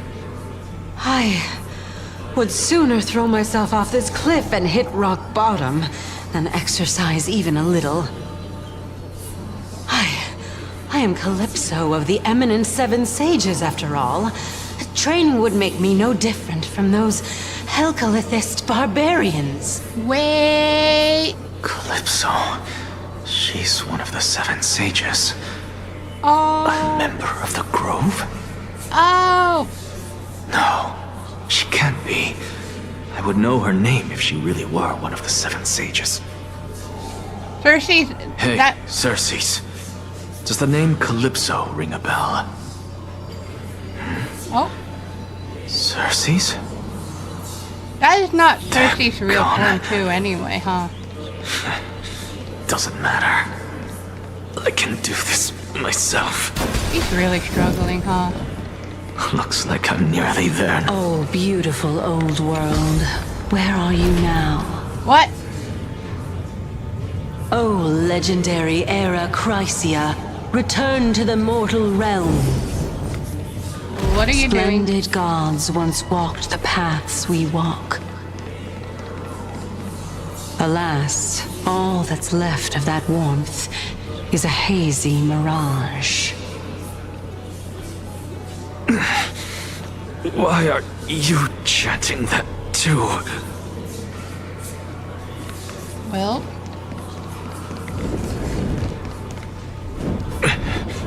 We're here. Finally. So... I don't get to ask the Titan my question. But all of you make for a pleasant surprise, nonetheless. Very well then. Let me uncover the truth for myself.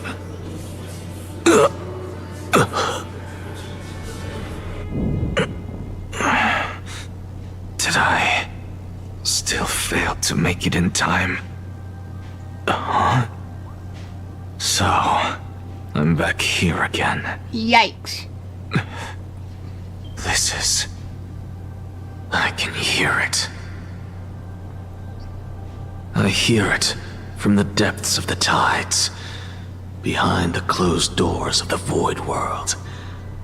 A voice ready to tell me something. This time, the voice is a lot clearer than before.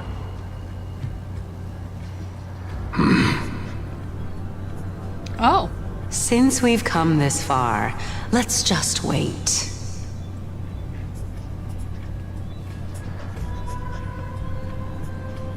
Lord Nias and Miss Calypso. Are you both here to visit Chaos too? That is not Castorus, I think. Yes, and we've been waiting for quite some time now.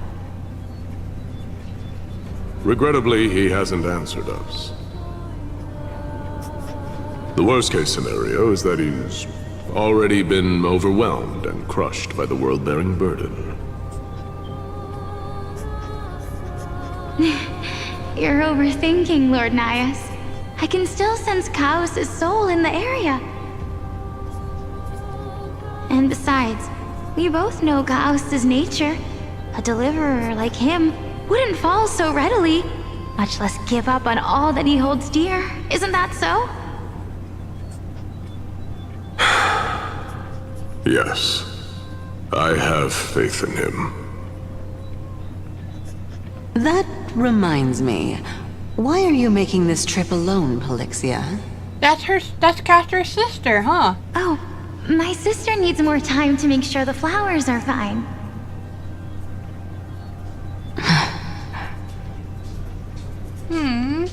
Such a pity.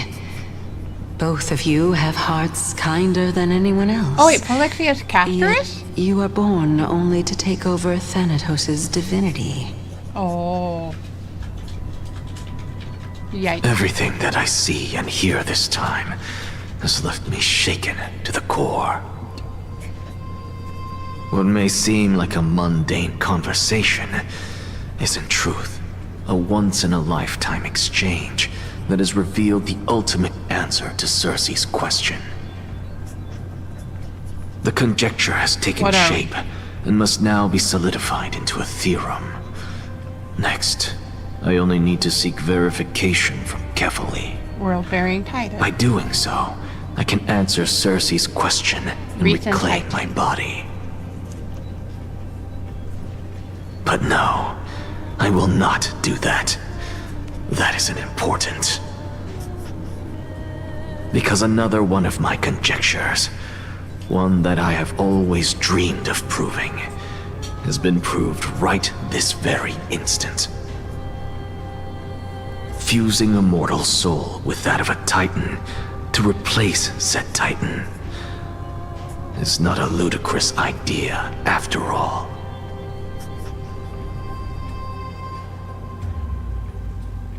Dunham!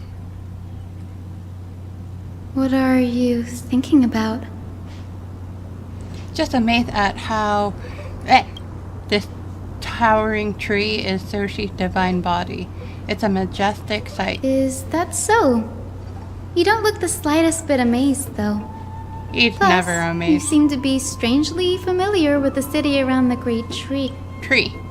Merely something from the past that I won't go into. Events of the past, huh? I was also a child when I looked up at Cersei's. Their leaves and branches reflected the sparkling stars, and their trunk was like a pillar that supported the sky and ground. I stood at this very spot back then, imagining the day when I could climb to the top of this tree, because I would be the closest I can be to the sky at that spot. You're a sky priest, yet you study at the place that is home to the recent Titan. That is rather counterintuitive. What? I lost words. Don't read too much into it. I mean, can mortals even hope to reach Aquila's realm? They're a strict and draconian god. Nothing like Cersei's. Reason is willing to share what is theirs with others, but Sky only expects people to revere them. You get what I'm saying, right, Denny? After all, the Titan that imprisoned you and Grey here in Amphorius is none other than Aquila themselves. Oh. Yes, I didn't count on provoking the ear of the local god. But there will always be people who dream of soaring towards the sky. The Grove has a wealth of research on Aquila, and that is exactly what we are here for. It's just...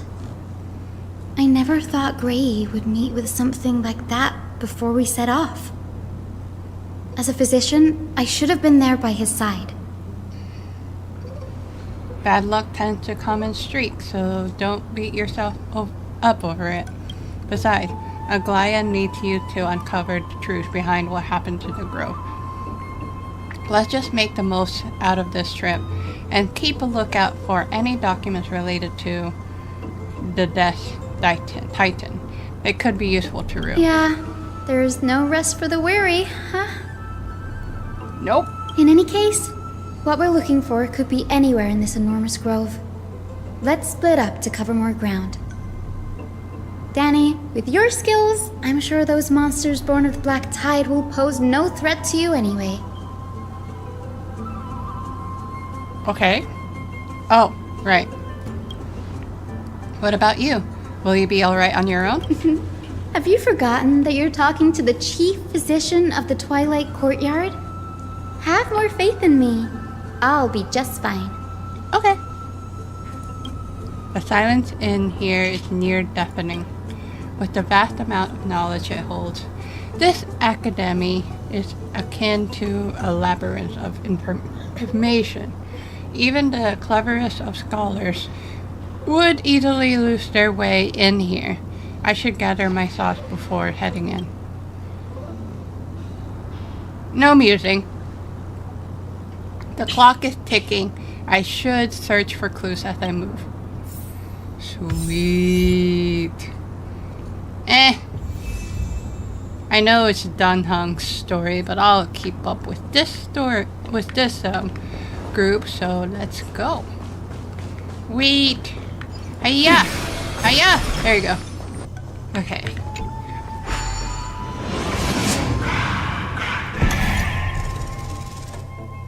So... Wait. Oh, we just simply jump. We didn't have to do that little... Whatever that thing's called. I forgot what it's called. The... adjustment thingy. Black monsters are twisted in form, and their life has turned to ash together with their souls. It's impossible to figure out their form when they were still alive. These are the remains of a black tide monster. It does look different from the Titankin from up close. What's that underneath? A scroll? I am so not reading this because I'm just simply lazy. Pause the video if you want to read all this. Just stuff about Scholar. As I expected, the Grove doesn't forbid discussions about the sky. It's a debate between two scholars about the sky ships. Aglaya also mentioned of the ships when she interrogated us. A memory I'd rather forget. I'll hold on to this for now.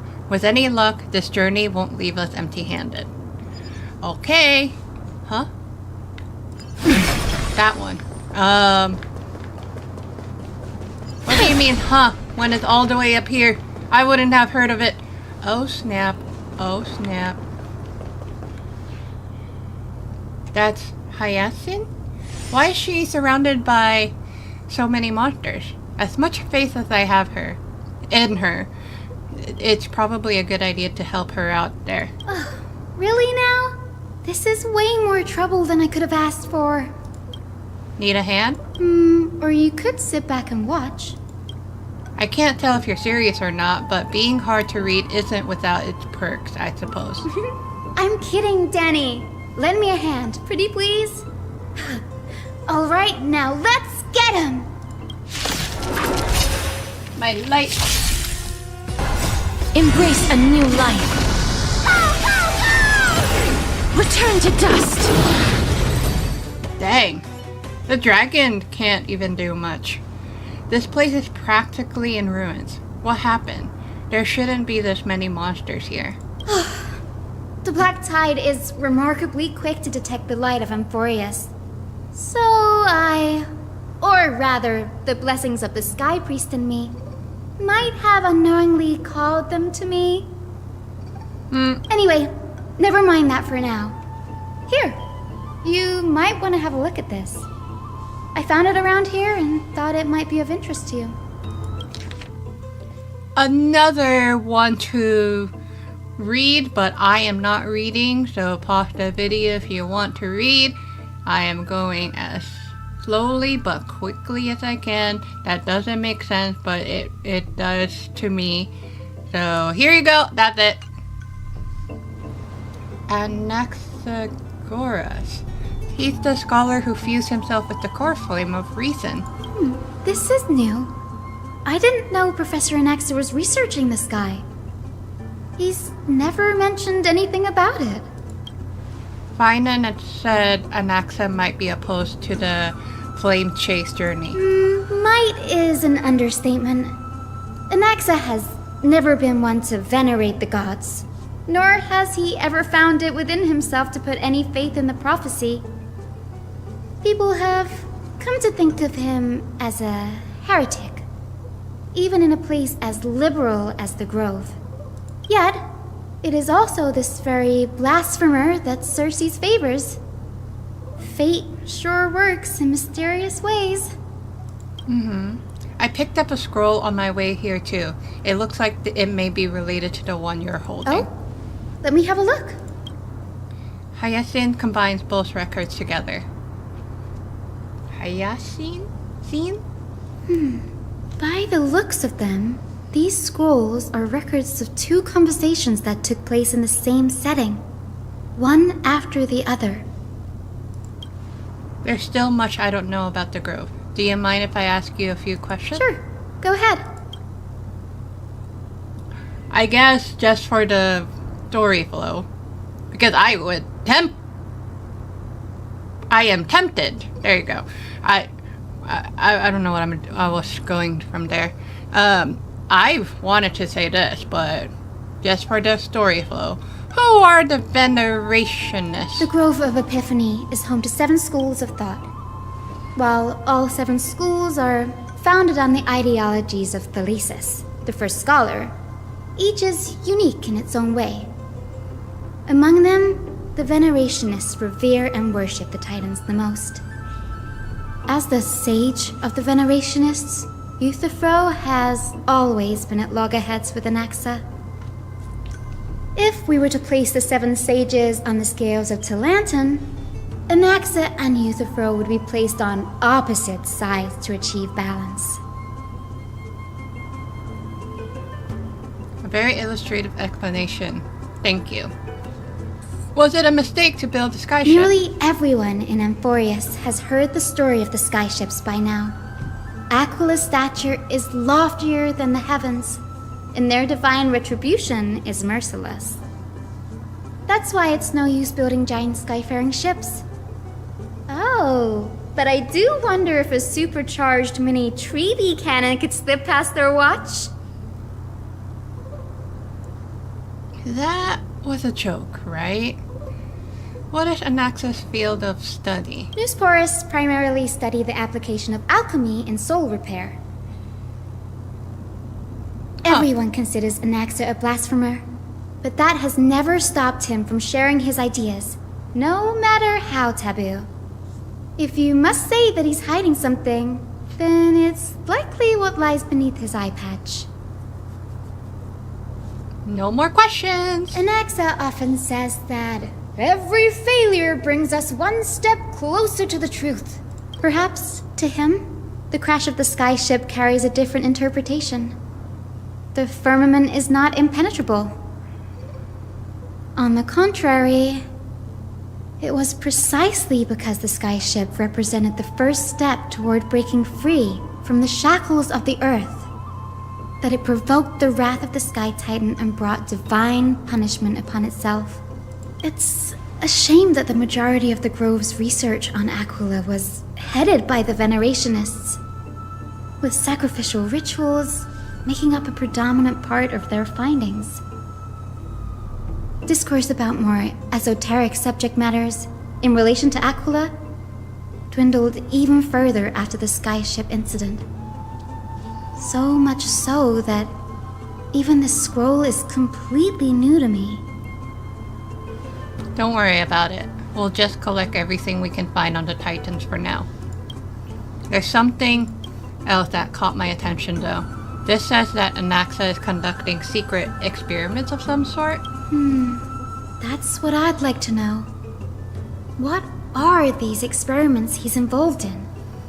Even I, the assistant lecturer, know next to nothing about them.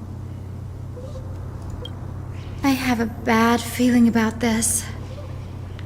Could there be more to what happened at the Grove? I'll not fight them. Oh.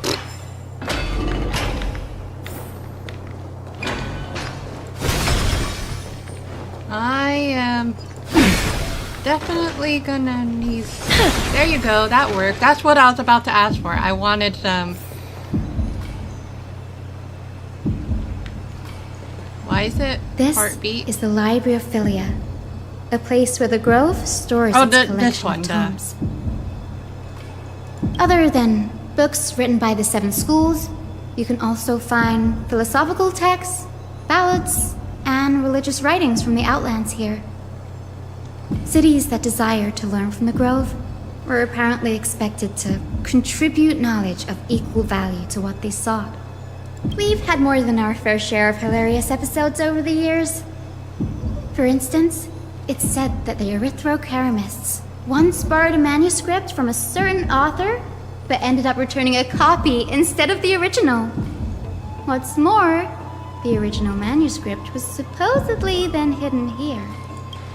That doesn't seem like a nice thing to do. Nice? No need to hold yourself back, Danny. You can just tell it like it is. Their behavior was no different from bandits. Well, if you don't mind, did the Grove ever rob Castrum Kremnos? You've got me there. Some said you couldn't even find a dictionary in Castrum Kremnos, so I guess they were spared. There are too many books in the Library of Philia. Flipping through them all will take too long. Why don't we use the Biblioslate to search for the texts we need? We can bring them back to Akama for reading after that. Agreed. This place isn't safe. We should leave as soon as we're done. There are still several more scrolls strewn all over the place. I'll gather them while you pull up those texts.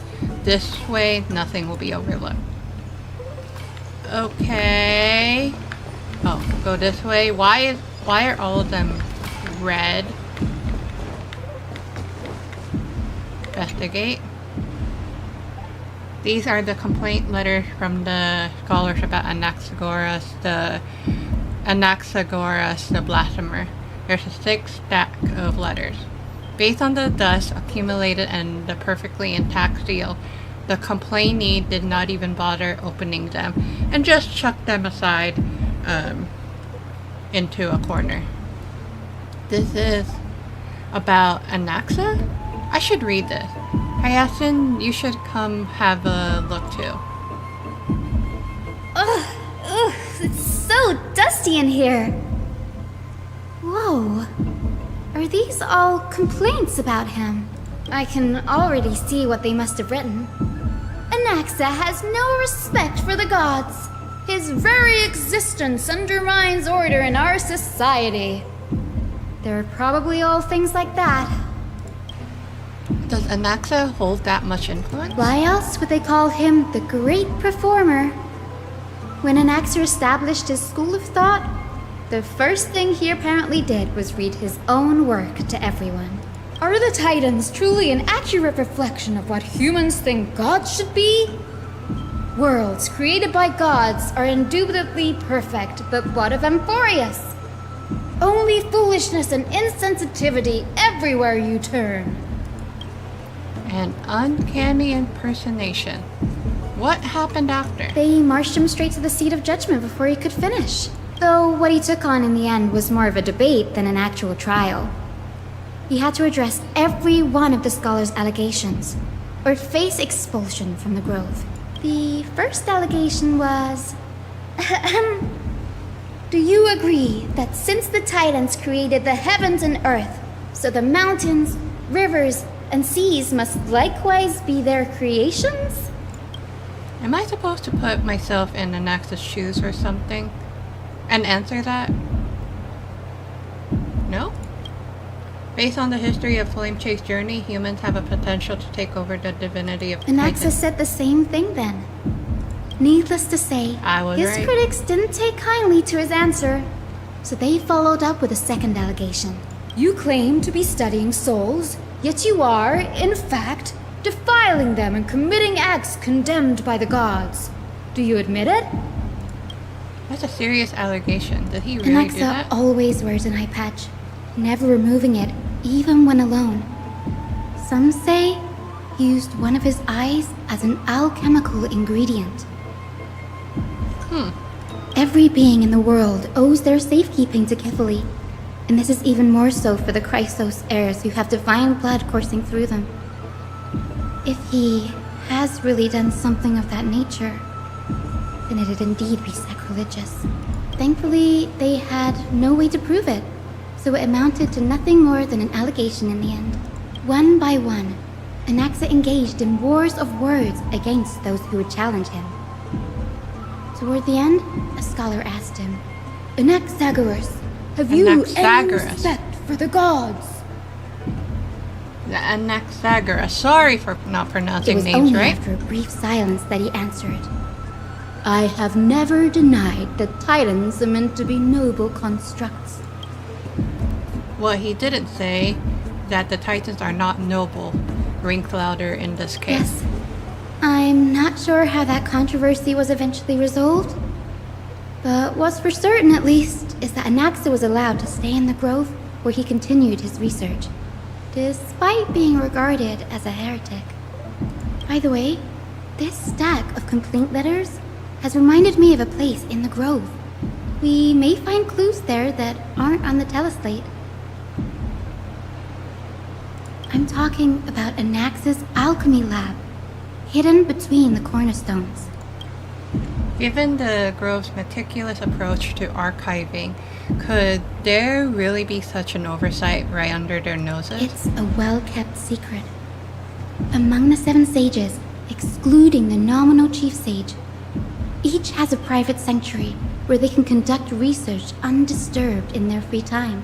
Even the administrators of the Library of Philia are restricted from accessing those places and documenting the sage's research. But with the grove in this state, I'm sure Anaxa won't be mad even if we sneak into the lab for a short while. Right? These trees, they're like a maze.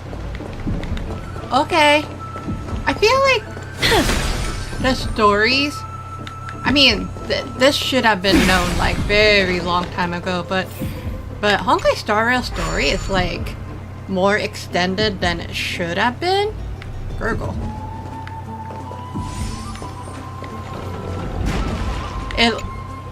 I think this is just more, I think it's because since this game is more turn-based and not really like,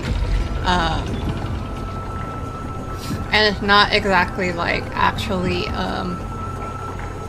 open world-ish. Is that the right way to say it? They had to.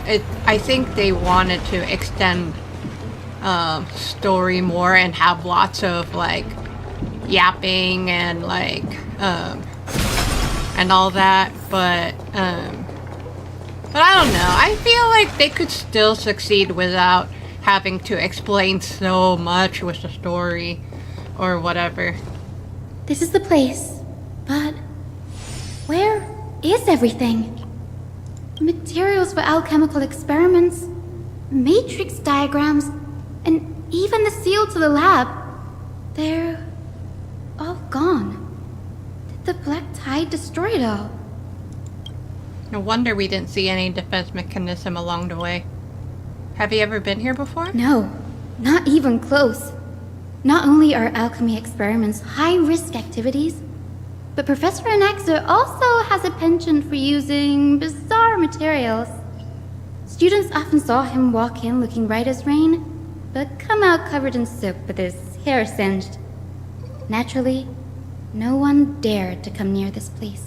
Huh?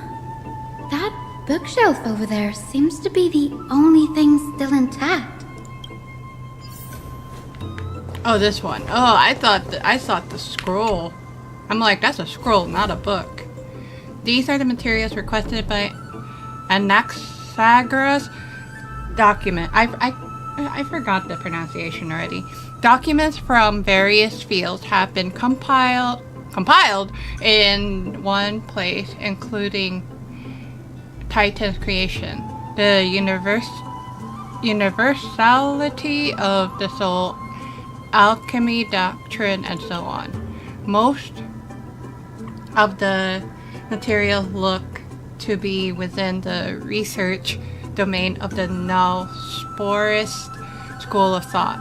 However, a document titled A Study of the Chrysos Heir's Background is mixed within. More reading. Oh my goodness. Here we go. There we go. What's going on? Anaxa is conducting research on our friends in Alchema and... me? This journal contains several intriguing points. Let's just go with research. Through alchemy, Anaxa aims to refine the golden blood in the Chrysos heirs to a degree of purity equal to divinity. This must be what he means by close to true purity.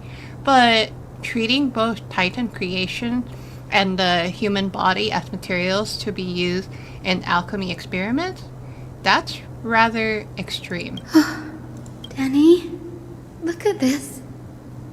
I have a bad feeling about this. Well, more reading.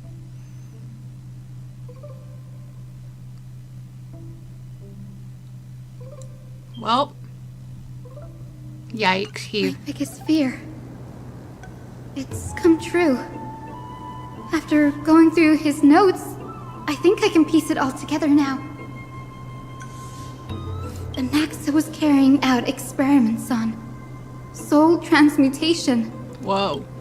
You mean he's trying to reconstruct human souls alchemically? Yes. Well, this is what he was secretly conducting research on.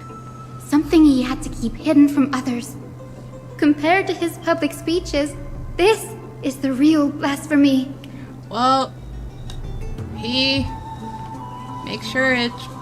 No, I can't give that anime dark joke. No, it's not a joke. It's so not a joke. What's wrong? Do you remember when the Black Tide was approaching? The Grove had planned to send Cersei's core flame to a safe place. But an accident happened along the way, and Anaxa lost his life in the process? But Cersei took over his body and resurrected him, which led to the situation we're in now. That's right. But what if Professor Anaxa's fusion with the core flame of reason wasn't an accident? What do you mean? Put yourself in his shoes.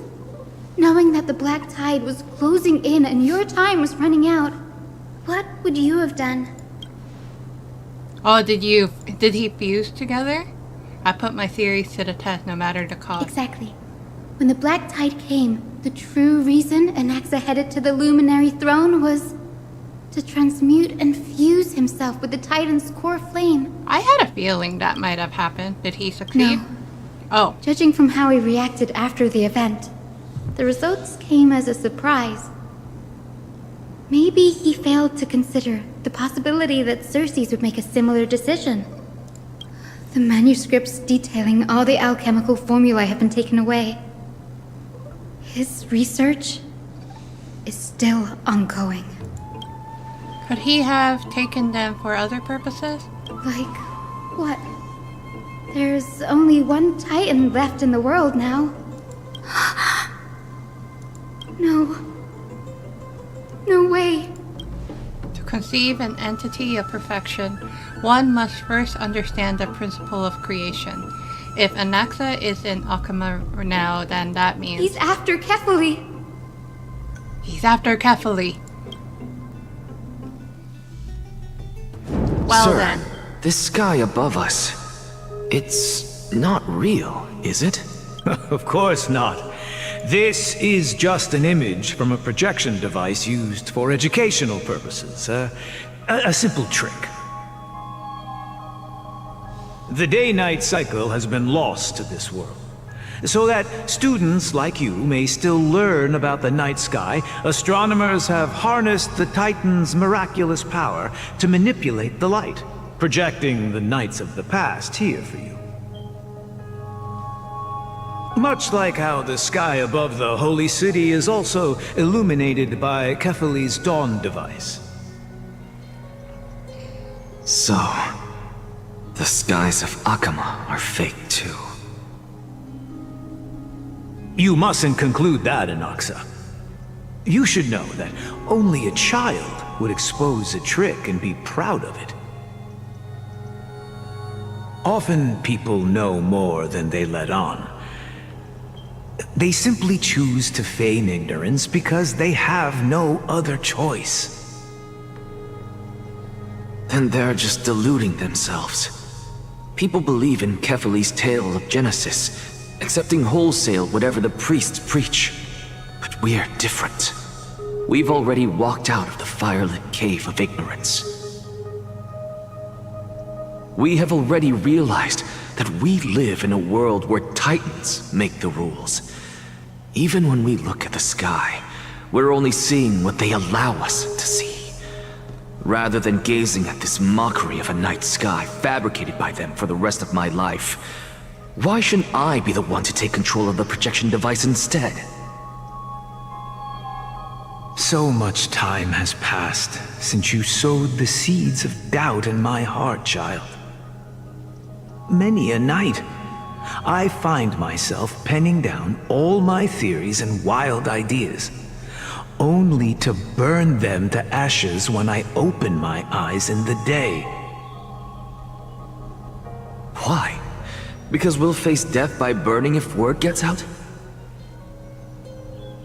As a sage of the Venerationists, my soul has already become inextricably linked to the great tree. Every word I say and every move I make is certain to influence every leaf, every branch, even the tree itself.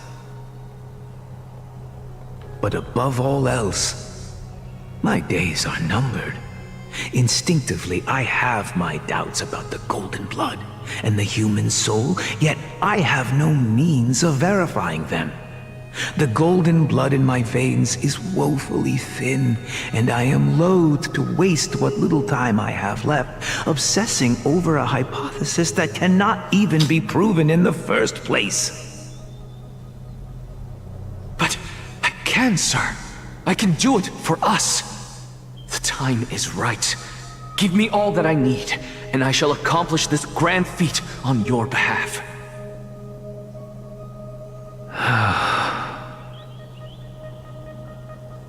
You're right. I shall do just that. In the next meeting of the sages, I will spare no efforts fighting for the rights you deserve. Go. Establish your own school of thought. Find out what we are. Become the one who conquers the ultimate truths of the world. Child of humanity. You didn't go to such lengths for an audience with Kefali. Just ask him a few questions, did you? So, you figured it out. If I were as foolish as a Dromus, perhaps I'd throw myself down and prostrate before their greatness, begging for the gods' prophetic wisdom. Well, sorry to disappoint, but I'm no Dromus. Alas, I am a human, standing tall on 2 feet, possessing both intellect and pride. Before such power, does it make any difference whether you're a human or a Dromus? I'm sure you're familiar with Whoa. the story of the Styxians.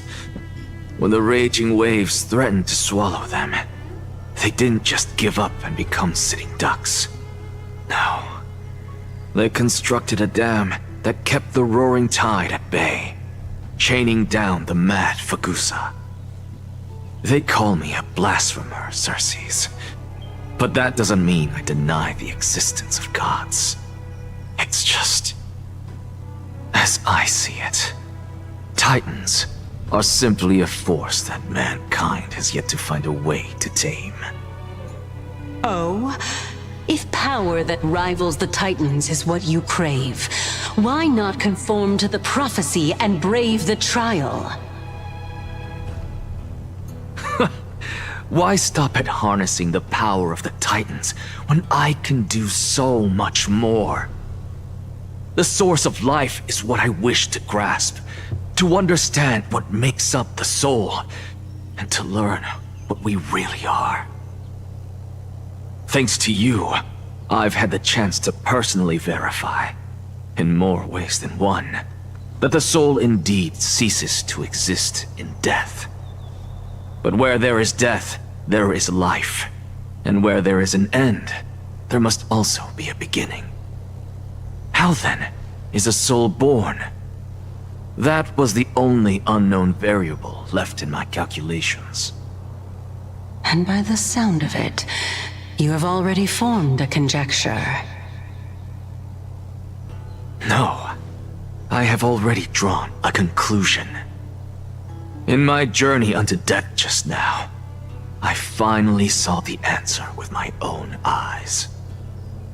Professor Anaxa, I'm here. Her life hangs by a thread. I must ask you to refrain from taking any unnecessary steps. Of course. I'll bring this to a conclusive end, and give you the answer you so desire.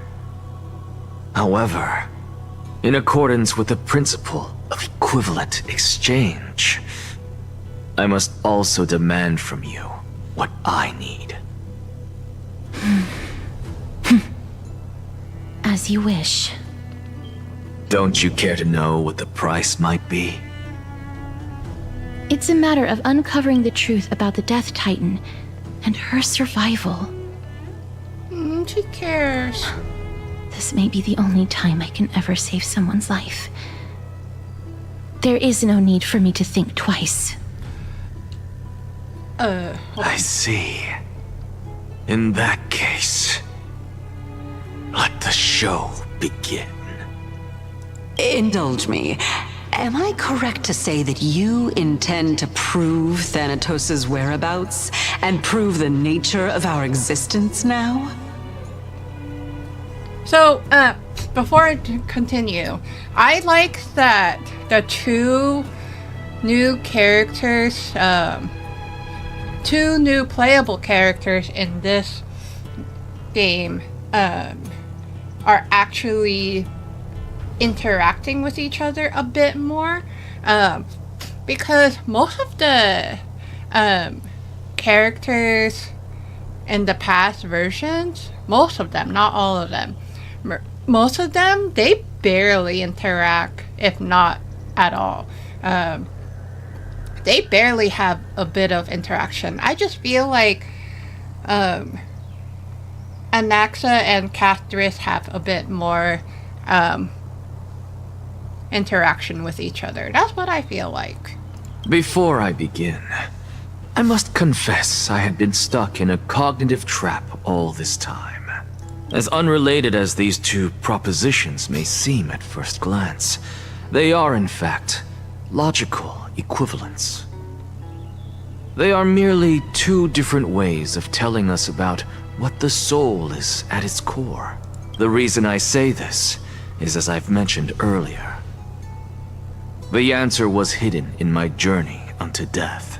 Anaxa, you were in the Netherrealm? Yes, I am but a living dead man now. Oh, wow. But that's not important.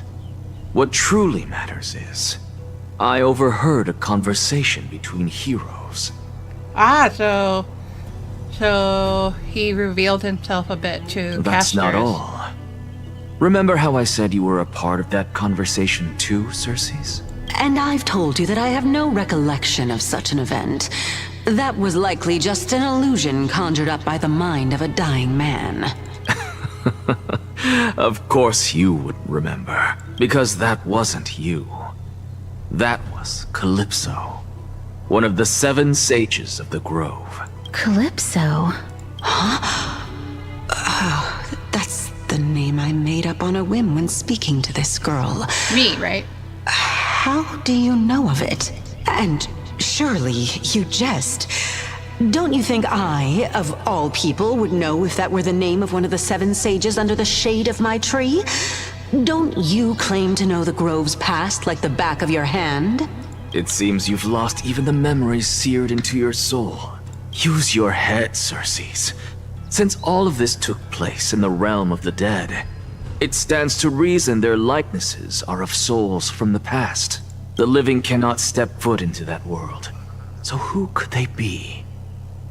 Think about Calypso. Why does she share your likeness? Yet you have no idea who she is. The answer is evident, is it not? I'm confused myself. Those fallen heroes are the mortal incarnations of the Titans before their ascensions to godhood. Oh. The gods aren't master creators born out of thin air, and they are no different from humans, because they all evolved from one. Oh, so meaning she's, she was Calypso before she was Circe. Does this answer disappoint you? I believe that's what it is. Yes, because you've answered nothing. If I truly was once human, as you claim, then where do the children of humanity come from? Even on the off chance that you speak the truth, this brings us no closer to grasping Thanatos' whereabouts. How are we to find them? I knew you would say that, but it matters not. I know what I'm doing.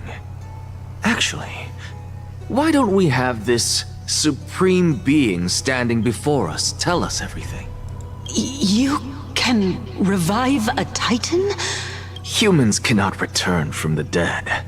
Neither can gods. But all we need to do is look at this from a different perspective, and the problem will resolve itself. The solution is simple. Just like what you did to me. If I'm reborn as Kefali, I can rebuild the world and all within it as they once did. Simple, is it not? Okay, this is risky. In the meantime, more cutscenes. I have news from Hyacinth and Dan Heng. Anaxa might be trying to do something with Kefali's divine body. I was about to end the video over there, but... Kefali? But what could Anaxa want? Is the Council of Elders going to sit around and let such a sacrilegious act unfold? I was about to end the video, like, right there, but I don't want to end on a cutscene. That is not possible. Or conversation. He is indeed the great performer, capable of fooling anyone and everyone with his tricks. I'm sorry. No need for guilt, for this is good news to us. The Council of Elders has found themselves a traitorous ally. Anaxa's ambitious desires will be something we can exploit. What we should be doing now is to keep our eyes peeled for whichever trickery Kynus is up to, and react accordingly to thwart her plans. Being Akima's political center, the Demigod Council holds just as much significance as the Vortex of Genesis. Someday, after my duty is over, this site will take the place of the battlefield where you hunt gods. Become the next challenge you ought to overcome. Till then, it's best to get used to this place as soon as possible. Come find us anytime you need something.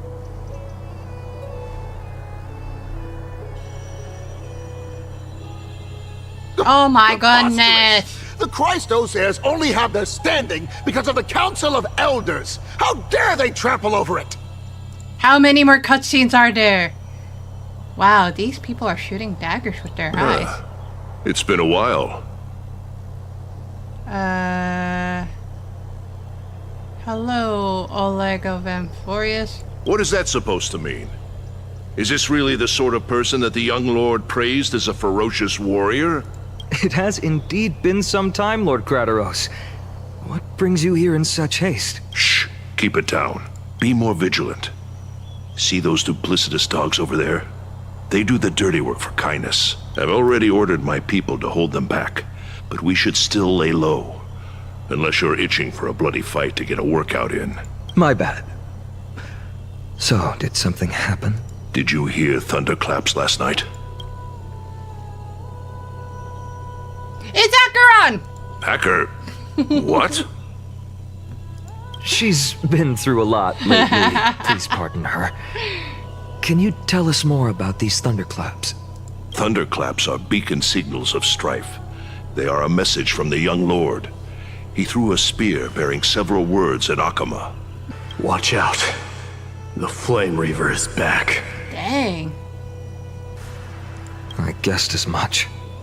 We didn't actually kill them back at the Kremnos Arena. I figured this is something you would want to know. We Kremnoans never back down from a fight. So if you plan to take that thing down in a battle, reach out to me anytime. You have my gratitude. I will let Aglaya know about this right away. Remind her to be on her toes while you're at it. That vicious kindness has been unusually active lately. Those lackeys she keeps under cover have been going in and out of the city a lot more frequently these days. Some even seem to be getting Kremnoans to defect to the council. That's her. Looks like you can see it for yourself. We should get back. Thank you for the intel, Lord Crateros. Finally. Finally. That was like, what? 1 hour of cutscenes, interactions, stuff. Ugh. Summon the dragon. And defeat all of them. Burn them all. Hey. Don't go back in there. Come on.